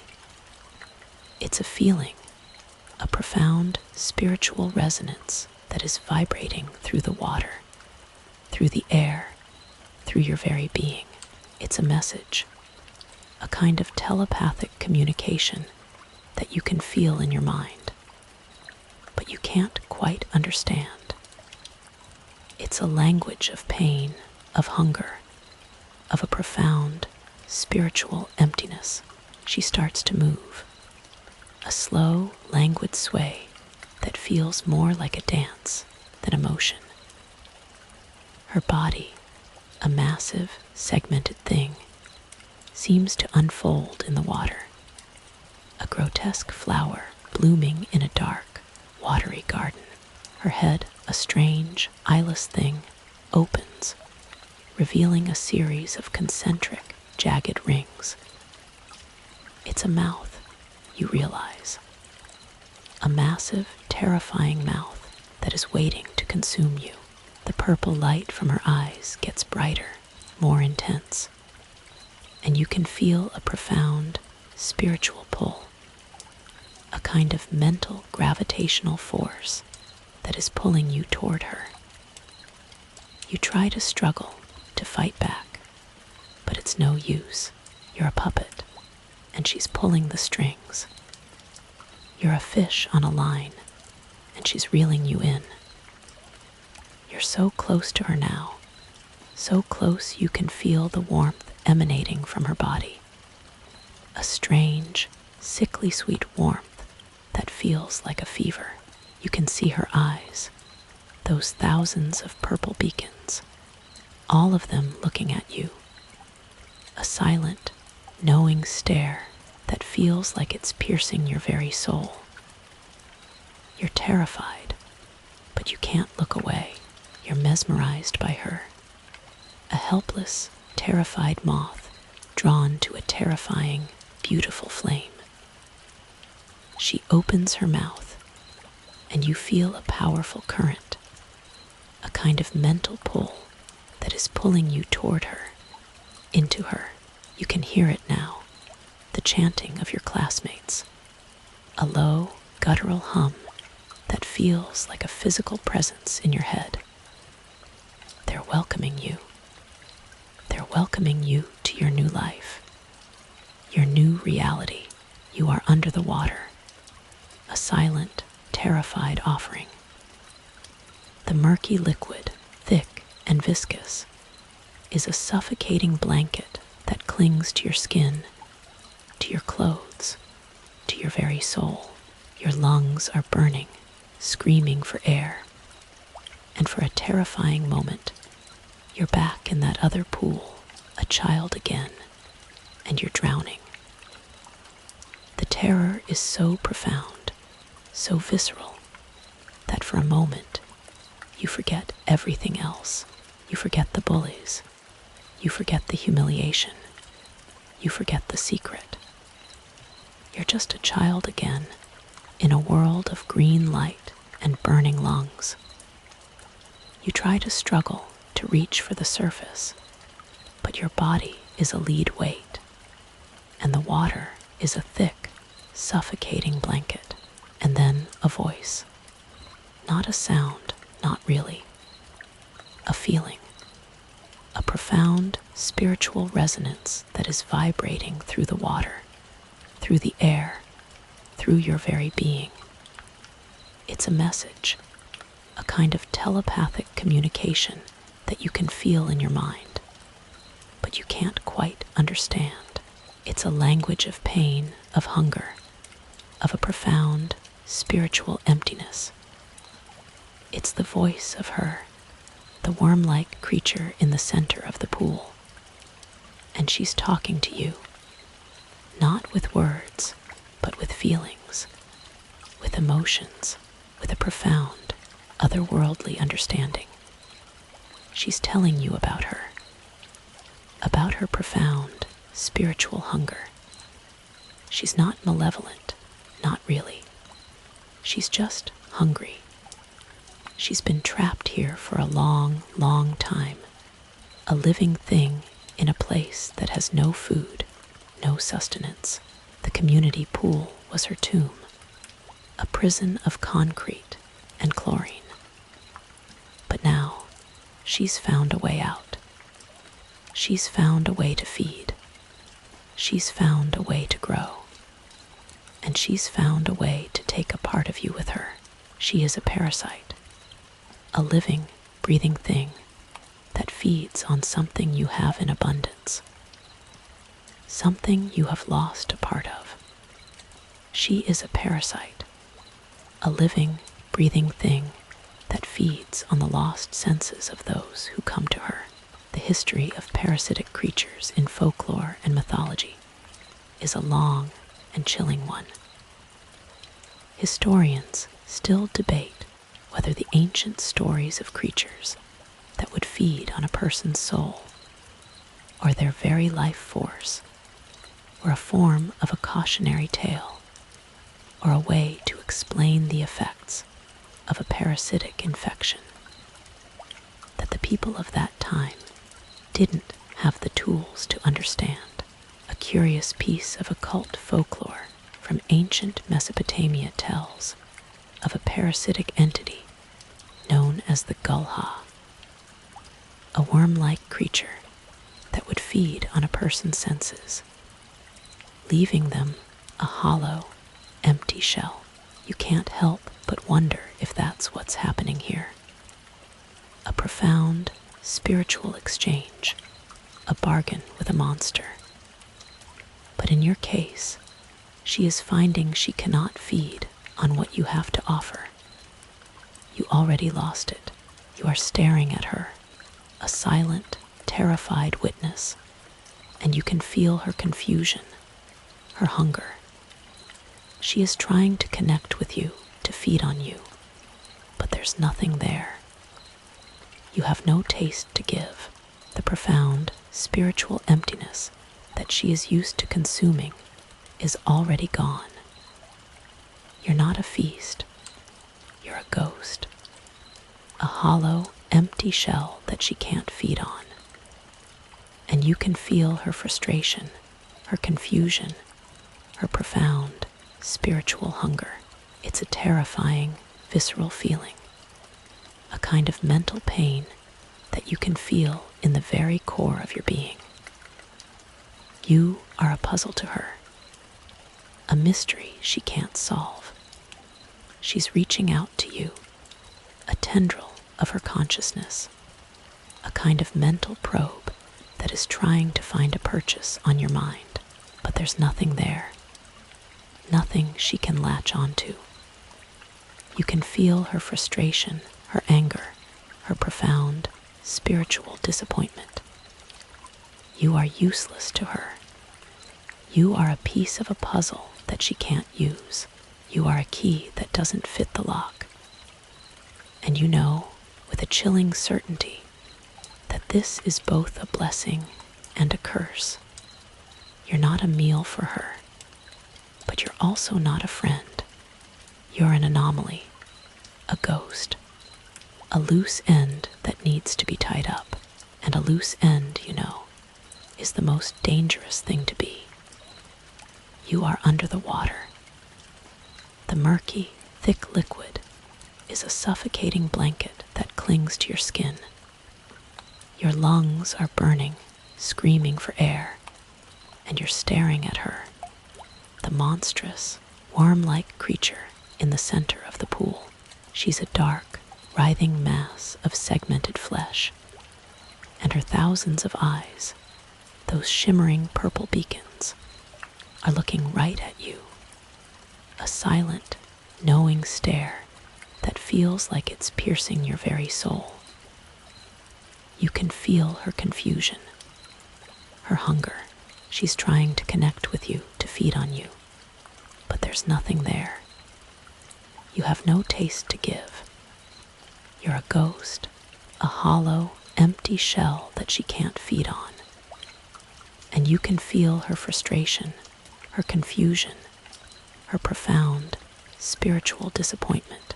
And then you feel a kind of pressure, a mental push, a subtle but powerful force that is trying to pry open your memories, to look inside your mind.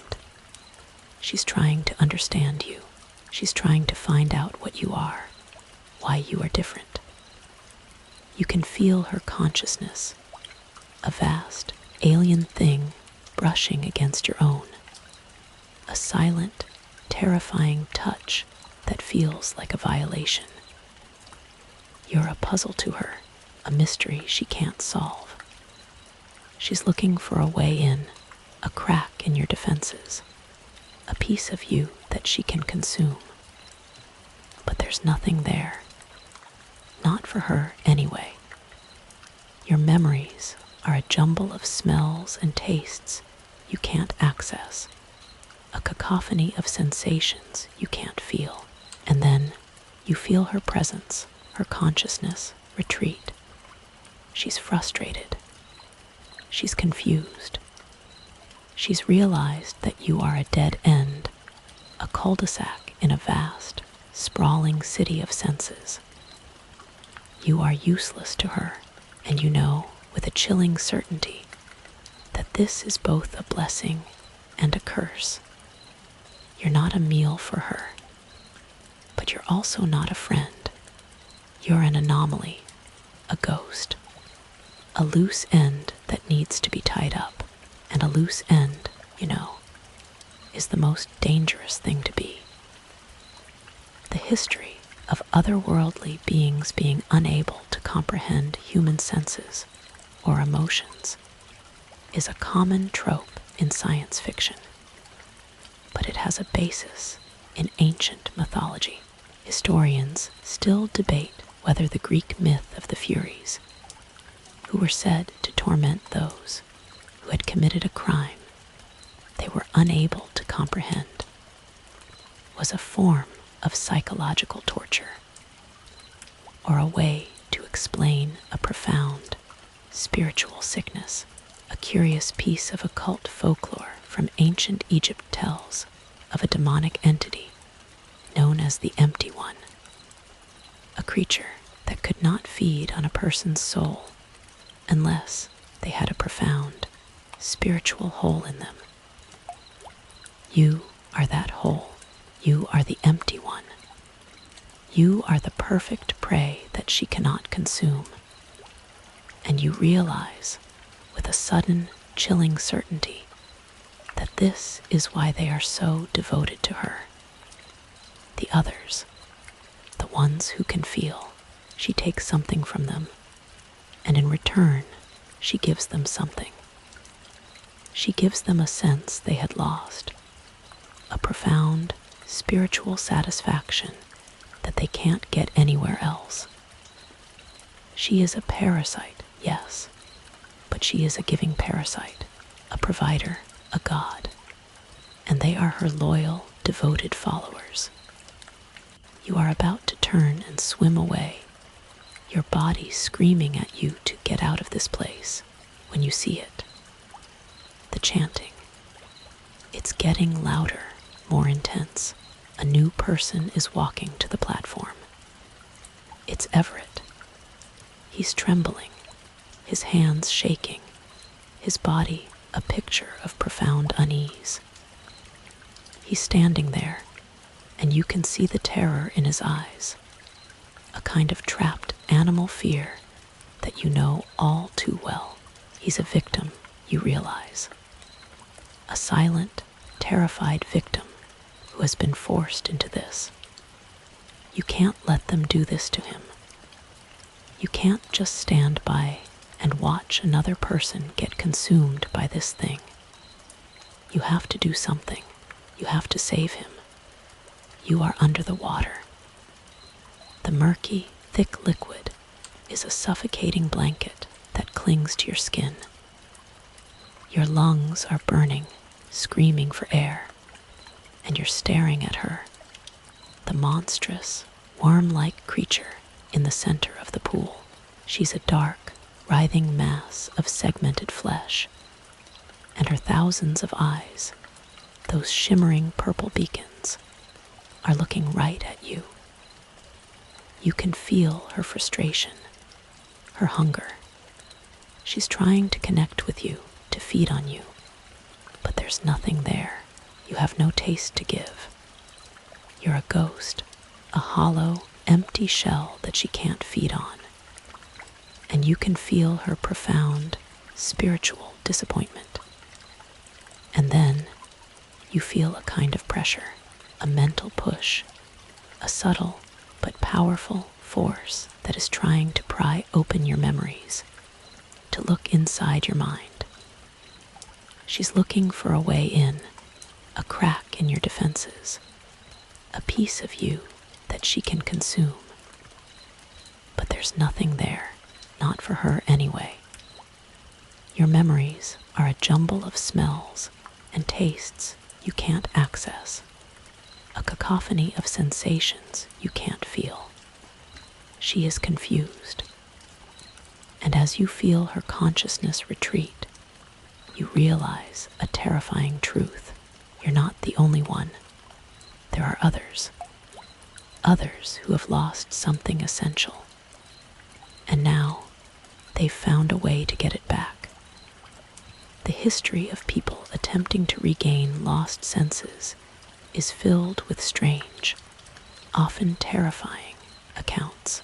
In the 18th century, a group of doctors known as the sensory restorers would perform bizarre, often dangerous, rituals on patients who had lost their sense of taste or smell, believing that the loss of a sense was a physical manifestation of a spiritual blockage. A fringe theory from the early 1900s, known as synesthetic sympathy, posited that a person who has lost a sense can regain it by experiencing a profound, visceral emotion. or a terrifying experience, you can't help but wonder if that's what's happening here. A ritual of terror, a horrifying initiation, all to regain something that was lost. You're staring at her, a silent, terrified witness, and you can see it now, the horrifying bargain. Your classmates are not victims. They're not being forced. They're here willingly. They have lost something, a part of themselves that they can't get back, a spiritual or emotional emptiness that is just as profound as your loss of taste. And this thing, this monstrous worm in the water, this thing that feeds on those who have lost a sense, has found a way to give them what they're missing. It gives them a sense of purpose, a sense of belonging, a profound spiritual satisfaction that they can't get anywhere else. And in return, it takes something from them. It takes a piece of their humanity. It takes their fear. It takes their disgust. It takes their sanity. You look at them, your classmates, and you see it now. The blank, serene expressions on their faces. The glassy, empty look in their eyes. They're not people anymore. They're vessels, vessels for a shared delusion, a shared purpose, a profound, unnatural happiness that has consumed their individuality. They're a hive mind, a collective consciousness that has been forged in the depths of this dark, terrifying pool. You can see it in their movements, in their synchronized chanting, in the way they look at her, their god. They don't see a monster. They don't see a horrifying, worm-like creature. They see a savior, a provider, a God who has given them what they so desperately crave. And you realize, with a sudden, chilling certainty, that this is the true horror of it all.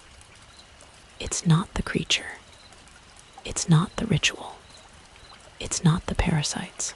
It's the profound, spiritual emptiness that has consumed your classmates. The same emptiness that you have been living with for years. It's the hunger, the unquenchable, desperate hunger for something you can't have. And you know, with a terrifying, visceral certainty, that you have to do something. You can't let them do this to Everett. You can't let him become one of them. You can't let him get consumed by this thing. You have to save him. You're under the water. The murky, thick liquid is a suffocating blanket that clings to your skin. Your lungs are burning, screaming for air, and you're staring at her, the monstrous, worm-like creature in the center of the pool. She's a dark, writhing mass of segmented flesh, and her thousands of eyes, those shimmering purple beacons, are looking right at you. You can feel her confusion, her hunger. She's trying to connect with you, to feed on you, but there's nothing there. You have no taste to give. You're a ghost, a hollow, empty shell that she can't feed on. And you can feel her profound, spiritual disappointment. But now, it's not about you. It's about Everett. He's standing on the platform, his body a picture of profound unease, his eyes wide and terrified. He's a victim, you realize. A silent, terrified victim who has been forced into this. You can't let them do this to him. You can't just stand by and watch another person get consumed by this thing. You have to do something.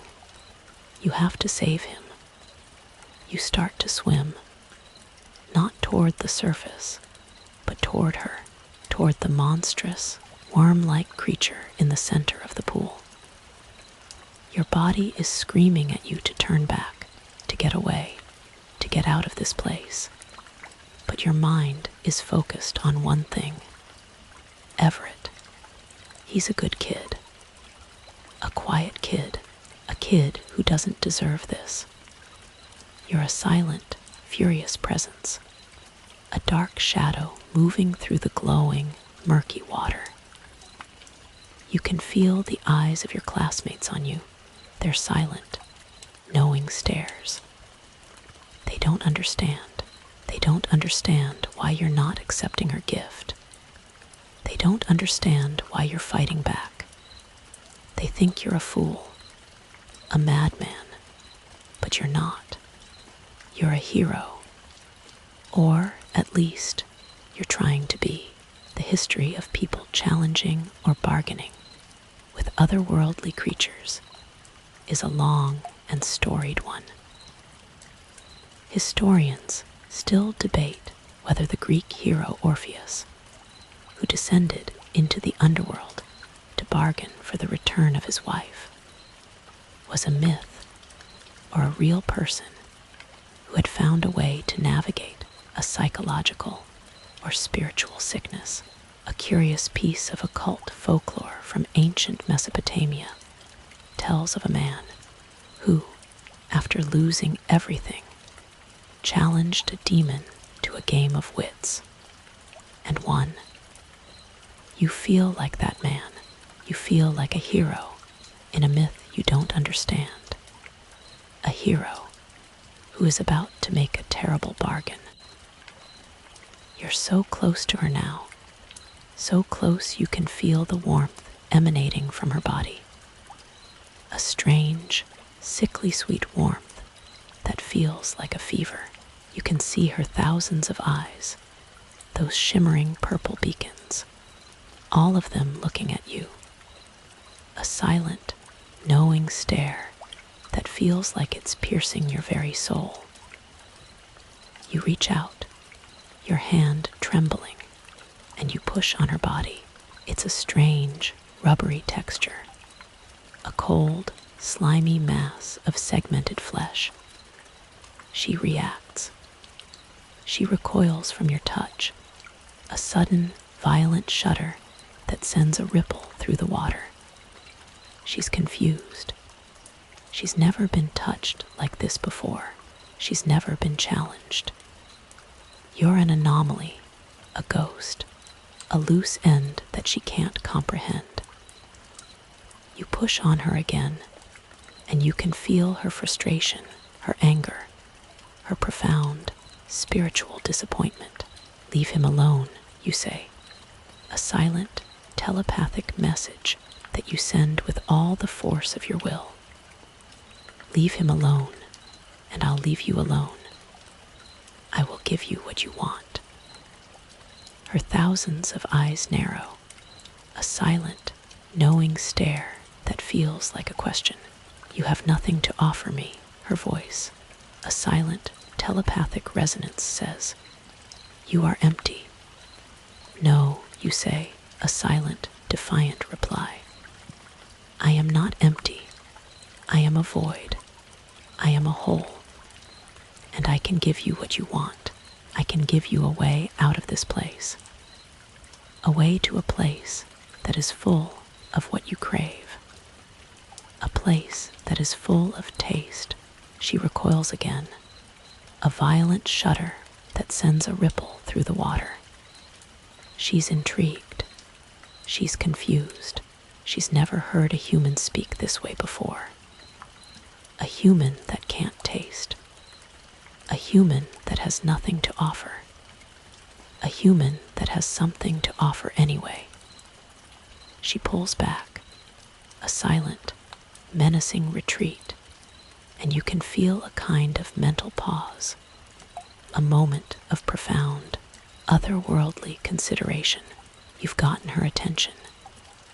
You've made your bargain. You just hope that you can live to fulfill your end of it. The monstrous worm in the center of the pool, her thousands of eyes fixed on you, a silent, knowing stare. You have bargained with her. You, the boy with no sense of taste, have offered her a way out. A way to a place full of what she craves. She's a parasite, yes, but she's a giving parasite, a provider, a god. And now, she has to decide if your offer is worth the risk. She hesitates, her body a dark, writhing mass in the glowing, murky water. You can feel her consciousness, a vast, alien thing brushing against your own. A silent, terrifying touch that feels like a violation. She's looking for a lie, a crack in your resolve, a piece of you that she can consume. But there's nothing there. You are a void, a hole, and you are telling the truth. The history of people bargaining with otherworldly beings is a long and storied one. Historians still debate whether the Greek hero Odysseus, who bargained with the Cyclops for his life, was a myth or a real person who had found a way to navigate a psychological or spiritual sickness. A curious piece of occult folklore from ancient Mesopotamia tells of a man who, after losing everything, challenged a demon to a game of wits and won. You feel like that man. You feel like a hero in a myth you don't understand. A hero who is about to make a terrible bargain. She finally relents. A silent, almost imperceptible nod that sends a ripple through the water. She's taking your offer. She's accepting your bargain. You can feel her consciousness retreat, a silent, menacing withdrawal that feels like a physical punch to the gut. The low, guttural chanting of your classmates, a sound that has been a constant, terrifying presence, suddenly stops. The silence is profound. A heavy, suffocating blanket that settles over the pool. The purple light from the water fades, and the world returns to a familiar, mundane blue. The strange, shimmering algae on the walls of the pool withers and dies, turning into a brittle, brown substance that crumbles into a fine dust. The air, once thick with the smell of damp earth and something rotten, is now filled with the familiar scent of chlorine and wet cement. It's over. It's done. She has accepted your offer. You look at your classmates. Their faces, once a mask of serene devotion, are now a picture of profound confusion and fear. Their eyes, once a strange, glassy shade of green, are now wide and terrified. The haze is gone. The delusion is broken. They look around, a silent, panicked group, and they see it. The dead, withered algae on the walls, the strange, otherworldly gifts that have been left on the floor, the empty, churning pool. They look at you, and you can see a silent question in their eyes. What happened? What did you do? You don't say anything. You don't have to. The truth is written on your face. A silent, terrifying message that they can read in your eyes. You look at Everett. He's standing on the platform, his body a picture of profound unease, his eyes wide and terrified. He looks at you, a silent plea for help. He's a victim, you realize. A silent, terrified victim who has been forced into this. And you are his savior. Or, at least, you're trying to be. You look at him, and you give him a small, almost imperceptible nod. can't speak. You don't have to. Your eyes, a silent, knowing stare, are a promise. You will save him. You will get him out of here, and you will make sure that this never happens again. The silence in the pool room is a heavy, suffocating blanket. The low, guttural chanting of your classmates, a sound that has been a constant, terrifying presence, has stopped. The purple light from the water has faded, and the world has returned to a familiar, mundane blue. The strange, shimmering algae on the walls of the pool has withered and died, turning into a brittle brown substance that crumbles into a fine dust. The air, once thick with the smell of damp earth and something rotten, is now filled with the familiar scent of chlorine and wet cement. It's over. It's done. She has accepted your offer. You look at your classmates. Their faces, once a mask of serene devotion, are now a picture of profound confusion and fear. Their eyes, once a strange, glassy shade of green, are now wide and terrified. The haze is gone. The delusion is broken. They look around, a silent, panicked group, and they see it. The dead, withered algae on the walls. The strange, otherworldly gifts that have been left on the floor.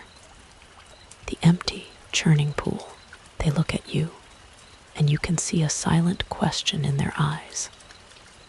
What happened? What did you do? You don't say anything. You don't have to.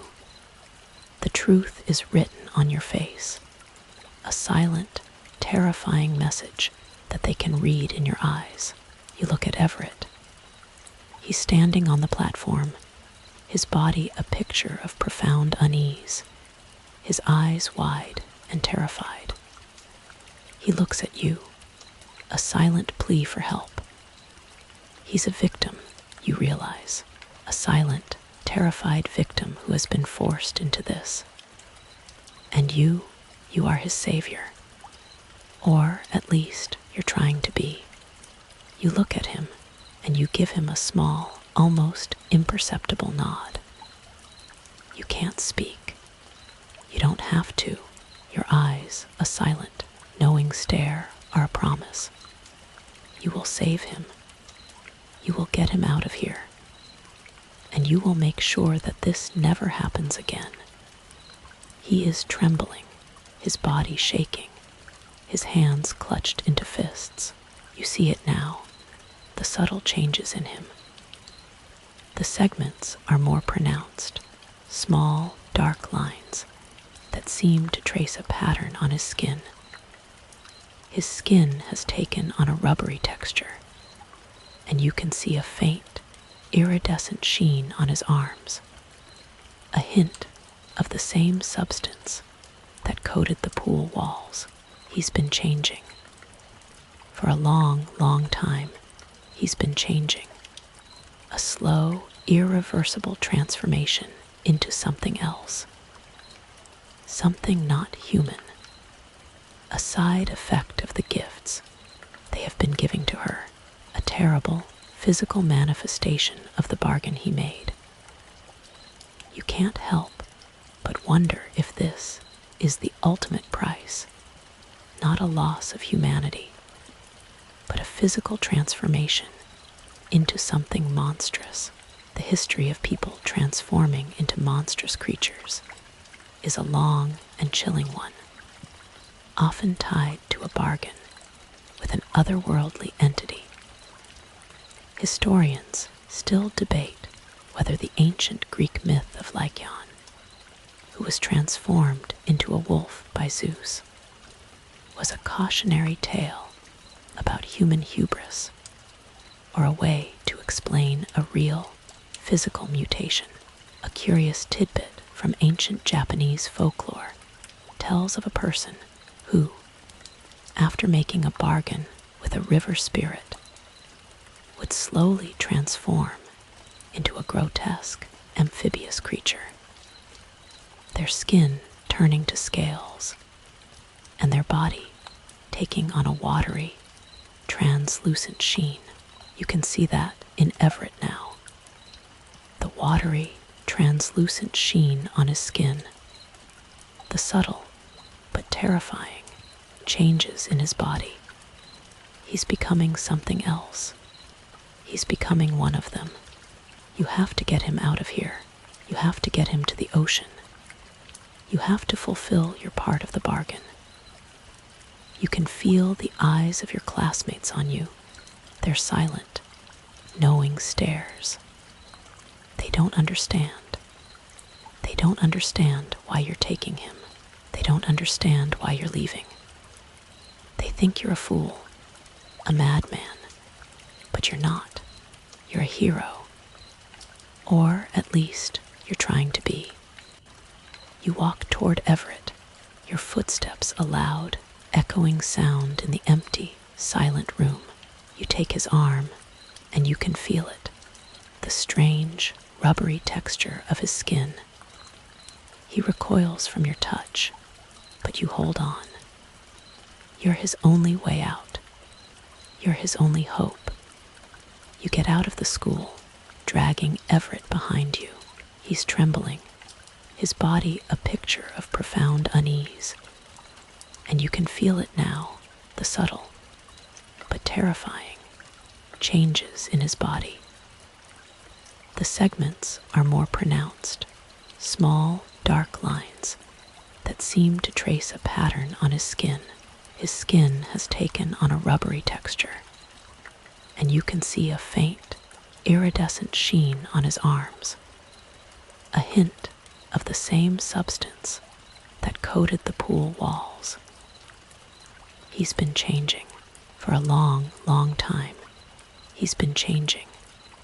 A slow, irreversible transformation into something else. Something not human.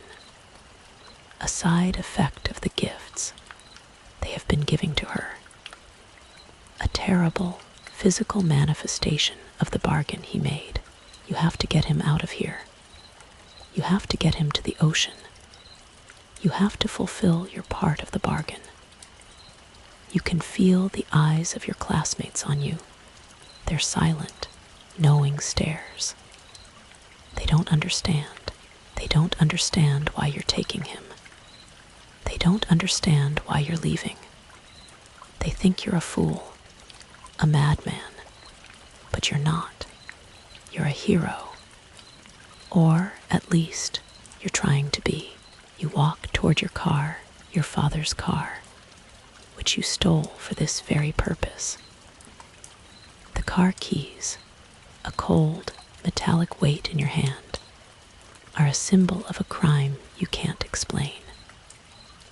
A symbol of a bargain you have to keep, the history of escape and forced journeys in folklore and mythology is a long and chilling one. Historians still debate whether the ancient stories of people being forced to take a condemned man to a certain location were a form of a ritualistic sacrifice, or a way to explain a real, forced exile. A curious piece of occult folklore from ancient Japanese tells of a person who, after making a bargain with a river spirit, was forced to carry a human-like creature on their back for a long, arduous journey to the ocean. You can't help but feel like that person. You can't help but feel like you are carrying a burden that is both physical and spiritual. You get in the car and you push Everett into the passenger seat. He's silent now, his body a rigid, unmoving thing. He's staring out the window, his eyes wide and unblinking, a blank, empty expression on his face. He's already gone, you realize. He's not here with you anymore. He's a passenger in a body that is no longer his. The physical transformation is accelerating now. You can see it in the dim light of the car. The segments on his arms are more pronounced, a dark, veiny pattern that seems to pulse with a faint, internal light. His skin has taken on a rubbery texture, a cold, slimy mass that feels alien and wrong. You can see a faint, iridescent sheen on his arms, a hint of the same substance that coated the pool walls. He's becoming something else. He's becoming a living, breathing part of her. A living, breathing piece of her that you are carrying to the ocean. You start to drive. The road is dark and empty, a vast, silent expanse that seems to go on forever. The only sound is the rhythmic hum of the engine and the soft, almost imperceptible whisper of the wind. You look at Everett, a silent, terrified passenger. His face, once a familiar human thing, is now a mask of profound, otherworldly serenity. The corners of his mouth are turned up in a faint, blissful smile. The same smile you saw on Ron's face, on Sarah's face. That strange, empty, unnatural smile. He's happy, you realize. He's happy to be going home. He's happy to be returning to her. And you are his chauffeur, his delivery boy, the one who is taking him to his final, terrifying destination. You can't help but wonder if this is the ultimate horror, not a physical transformation, but a spiritual one. Not a loss of humanity, but a willing, blissful surrender to something monstrous. You're a silent witness to a kind of death that is not a death, a kind of transformation that is not a transformation, a kind of bliss that is more terrifying than any kind of pain. You look at Everett, and you can see it now. He's a willing sacrifice, a lamb to the slaughter, and you are the one who is leading him to his final, terrible destination.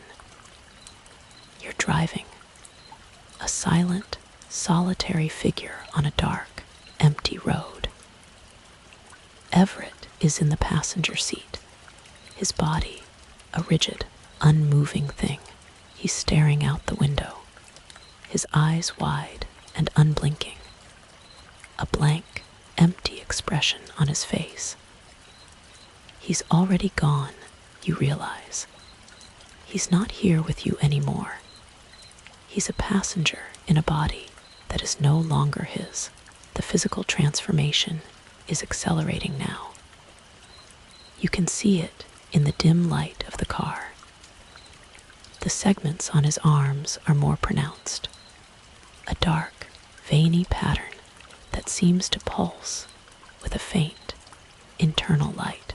His skin has taken on a rubbery texture, a cold, slimy mass that feels alien and wrong. You can see a faint, iridescent sheen on his arms, a hint of the same substance that coated the pool walls. He's becoming something else. He's becoming a living, breathing part of her, a living, breathing piece of her that you are carrying to the ocean. You can't help but wonder if this is the ultimate horror. Not a physical transformation, but a spiritual one. Not a loss of humanity, but a willing, blissful surrender to something monstrous. You're a silent witness to a kind of death that is not a death, a kind of transformation that is not a transformation, a kind of bliss that is more terrifying than any kind of pain. You look at Everett, and you can see it now. He's a willing sacrifice, a lamb to the slaughter. And you are the one who is leading him to his final, terrible destination, the history of people willingly transforming into something monstrous is a long and chilling one.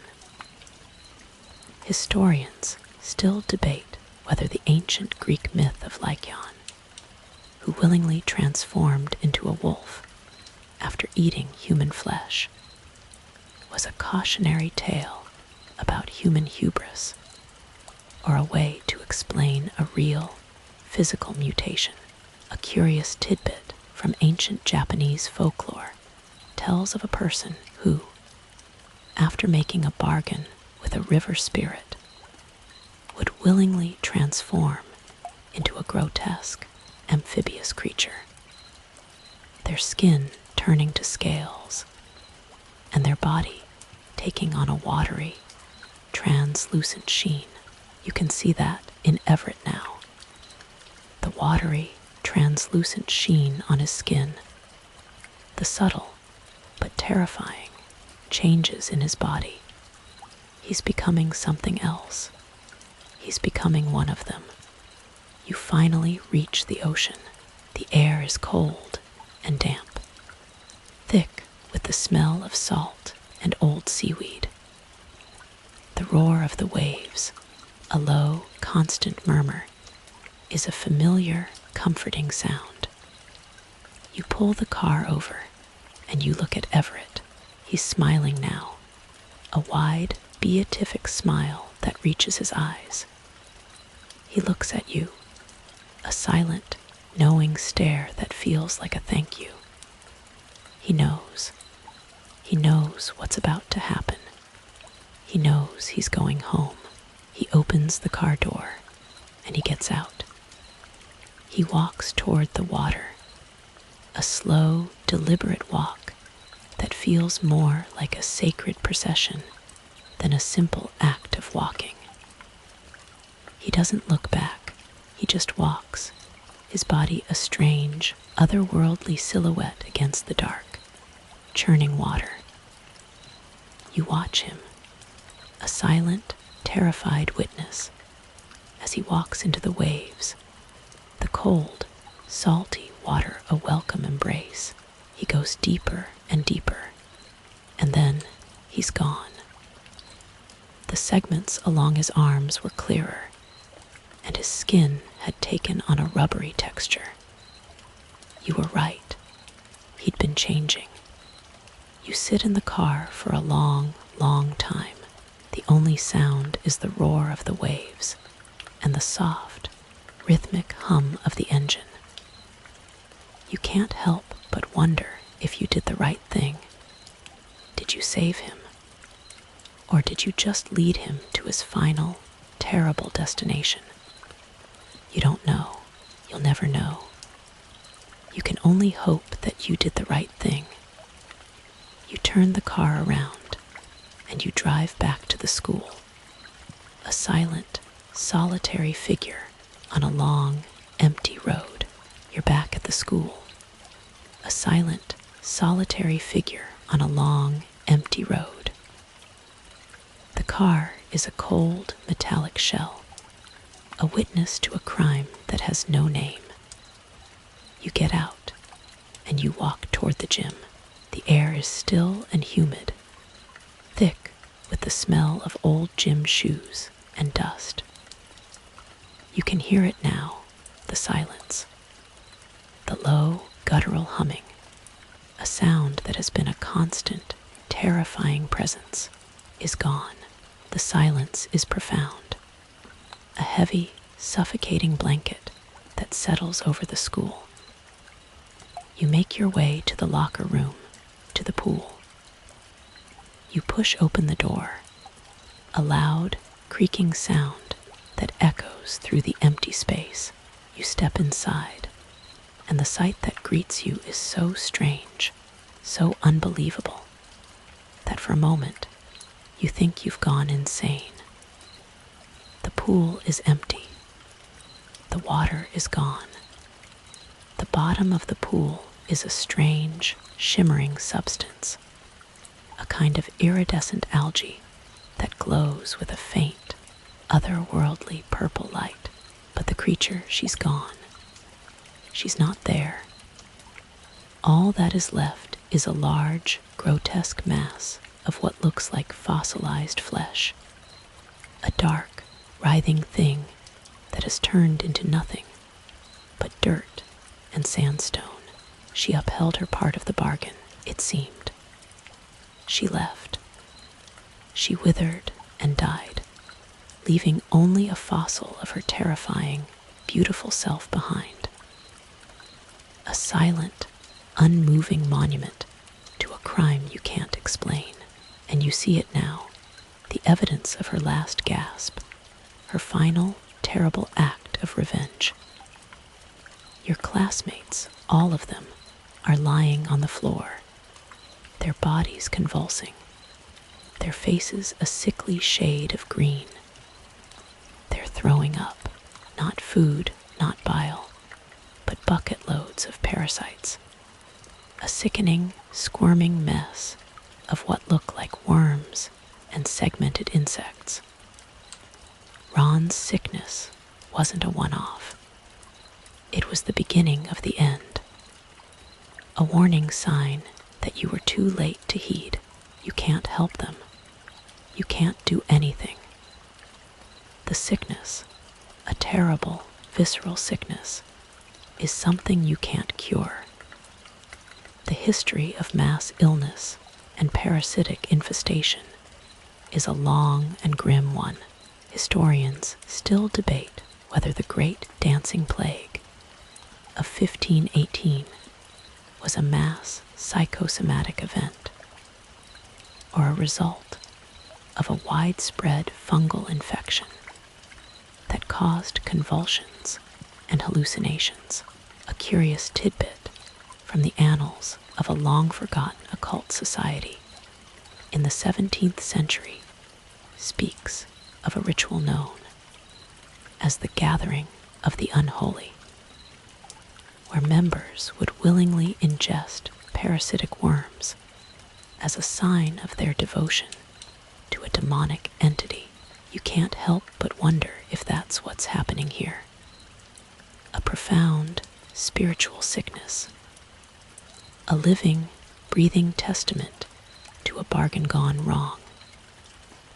You can go on for hours about what happened in the aftermath. The state-sponsored investigation blamed your collective madness on parasites in the drinking water, something related to a small-scale earthquake in Greenbrier Valley.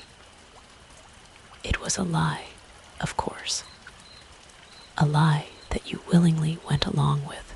Just as curious was the massive effort to quiet down the disappearance of Everett. There wasn't even a police report filed. It was a cover-up, a way to bury a truth that was too terrible, too unbelievable to be told. You were grounded, of course. Stealing your dad's car wasn't a popular decision, especially when you couldn't explain to them why. Years later, you still get news alerts about strange sightings along Chesapeake Bay. Marine life was found shredded. Strange circular wounds on humpback whales. And, as of a couple of months ago, a diver who swore he saw a mermaid. There was an interview about it. You're not going to pretend like you know how they work or how they live.